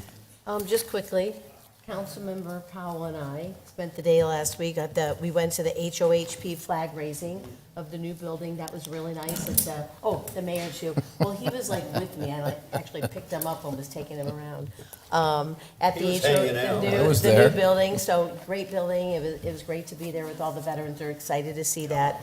And then we went to the Gilbert Days Pony Express. So they come down with their pony and take the mail, and of course, I was glad to have the celebrity there because of all the Gilbert people were just so happy to see Councilmember Powell, and, sad to see that his store isn't there anymore, but they all knew him and were really happy to see him, so I filled So in for the did mayor. you see somebody get a hat? And yes, yep, and Mr. Weaver here had Dick go and get his He looks good in his that hat. hat, boy. Yeah. Mr. So, Powell, Lisa, any more? Go ahead, I'm sorry. Yes, and then finally, we talk a lot about, multifamily housing and single family rentals, and, the mayor and I, of course, with staff, met with the new, the plant manager of Kohler and their HR manager. And, one of the things that they brought up, the HR manager, was housing, and not houses, but, they're going to be employing 500 people in the next few years, and they're already getting people that are asking about multifamily housing, apartments and, the availability. And she said that, it's hard when you have some of these young engineers and, people that don't want a house but want apartments, and, we don't have them. Now, of course, we have them on the horizon, they're coming, but, it looks like we're building a lot of these, but there's a demand, and this is just one company that was literally expressing their We're interest still and concern. friends. So anyways, but it was great to meet with them, and the HR person from Kohler is from Coolidge. She actually grew up in Coolidge and moved back and is so happy to be working here at Kohler. So that was great. Yes, sir, you're Okay. next. That's it. That's it, Mayor. I had quite an experience. I've had this one eye that had cancer in it, a basal cell, and today they cleaned it completely out and pulled the sewing that was done on it. And but I went up to Mayo Clinic, and I got 100% on non-cancer. But this doctor looked down and she said, "Oh my God." She says, "You're 203 on the top." She said, "You're about to fall. You need to get to Phoenix and get a hospital." So we did. We went into Phoenix. My son and I, we coasted into Chandler and pulled into their place, but don't ever go there if you don't have to. The doctor wasn't going to show up till about midnight, and we'd been in there before the sun had gone down, and we didn't have much to do except want to get back to Casa Grande. So that has turned out good. I've got a daughter that's getting a deal where I can actually check and keep track of it, which I need to do apparently. But as I say, it was kind of scary. She just really blew it. She said, "You're gonna have a deal right now. You're gonna go to the ground." And so it was really good to get back in Casa Grande in decent shape. Thank you. Don't get yourself worked up here. Yeah. Thank you, Mr. Powell. Matt? So with that, it's Mr. Powell's second to last regular meeting, and we're gonna, we're still friends. I love it. Exactly. And thank you. I'm glad you're feeling better and Well, you're here. thank you, sir. And then, the 1 week that our city attorney's off, I had a question from a citizen that required legal expertise. Monday morning, first thing, and Mark Graffius was on it and got me everything I needed, so thank you very much. I didn't just make that up, it was a real legitimate thing. And for the first time in 12 or 14 years, the Youth Commission has started building their float before the day of the parade. So I'm pretty excited, and I want to thank the Public Works Department for letting us park down there at the South Operations Center, and worked out pretty good. And then something else, this Friday's big game, so go Sun Devils. That's what I have to say. So, thank you. All right. Donna? You gotta say hopefully, wouldn't you?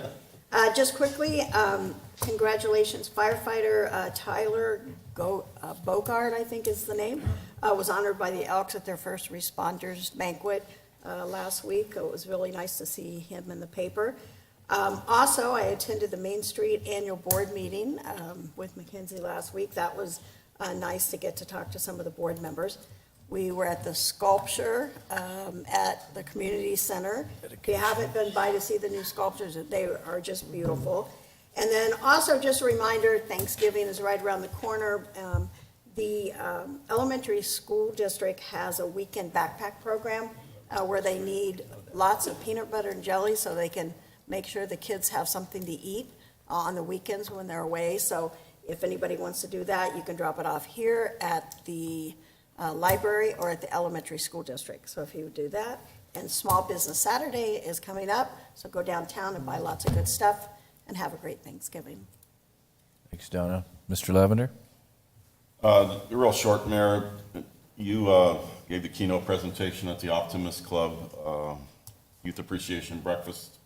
It was a very nice event that the Optimist Club put on for our students from St. Anthony's, Valago, Cactus, and Casa Grande Middle School. You did a great job, and although you definitely were not on your A game, because it's the day after the election loss, and you let everybody know. That I was disappointed. After our election loss. It was a disappointing loss, and I think as we, at the district level, schools, and looking at the city results, I think we've gotten away from knocking on doors, making phone calls, and those things that are going to change elections. I think our Casa Grande resident, Teresa Martinez, did those things, and she ran a very effective campaign, and congratulations on her being majority leader. And I'm also excited that Juan Ciscomani is going to be representing our community now. He made a real effort to get up here and campaign a lot in this community and build those relationships with us. And I know that he will be very open to hearing from us and moving forward. So congratulations to both Teresa and Juan for their victories. And Yeah, definitely. Thank you, Jeff. We will be having a special council meeting on Monday, November 28th at 4:30. It is to canvass the vote. The county did not give us their canvass of the vote in time for us to do it tonight, so we're calling an emergency meeting because that is the last day that we can approve the vote. So important that everybody be there, and important. It won't be a long meeting, but it is an important meeting. And canvass of the vote means we validate the voting. Well, lots of stuff going on. I had several roundtable meetings last week. I had the Mayor's Education Roundtable where we talked about the progress meter and how important these measures are for our education system, and that post-secondary attainment is extremely important. In the state of Arizona alone, in the next 5 years, each year, we will be 10,000 four-year degrees short for all the jobs that are in Arizona. That's 10,000 a year. There's another number out there that's a national number that there's 10.7 million industrial sector jobs that are open across the country today. And we only have 5.8 workers that are not working, 5.8 million workers that aren't working. So you can do the math. And I've always said that when you get below 4% or 3% unemployment, they're questionable anyway. So, anyway, we have a hiring crisis in the country right now. And so we're trying hard, working with CAC, working with our high schools, even our elementary schools, to make sure that we are building people up to find them good working jobs. We're bringing lots of jobs in, but we have to find those workers. So everything we can do to get those folks in town. I also was a speaker at the Arizona Town Hall last week on mental health, and it was really on substance abuse, mental health, and homelessness, and how they kind of go together. And so it was a good group, a good convening of a lot of different types of people, even those who were addicted and now are not. So it was interesting to hear their stories. We did the mayor's reading program last week, so that was good. Met the Kohler manager. That was good. We did the sculpture dedication. We also had the final meeting of the airport master plan, so that was the final meeting last week, and we did the final public hearing. Actually, it's not the final public hearing, but it was the final for the last two sections of the master plan. But the master plan looks really good, so I'm excited to see it come out in its final version. Tomorrow, we're giving away pie and milk at all the Boys and Girls Clubs, so if you want to help, about 3:30 or so, we'll be handing out some pies to all the young people. I get to go to the lounge, so I'm going to get the older people. So it should be fun. And I think that's all I've got. Actually, I have more, but I'll leave it alone. Happy Thanksgiving, everyone, and have a safe travels if you're going somewhere. Don't go on I-10. It's terrible. Meeting adjourned.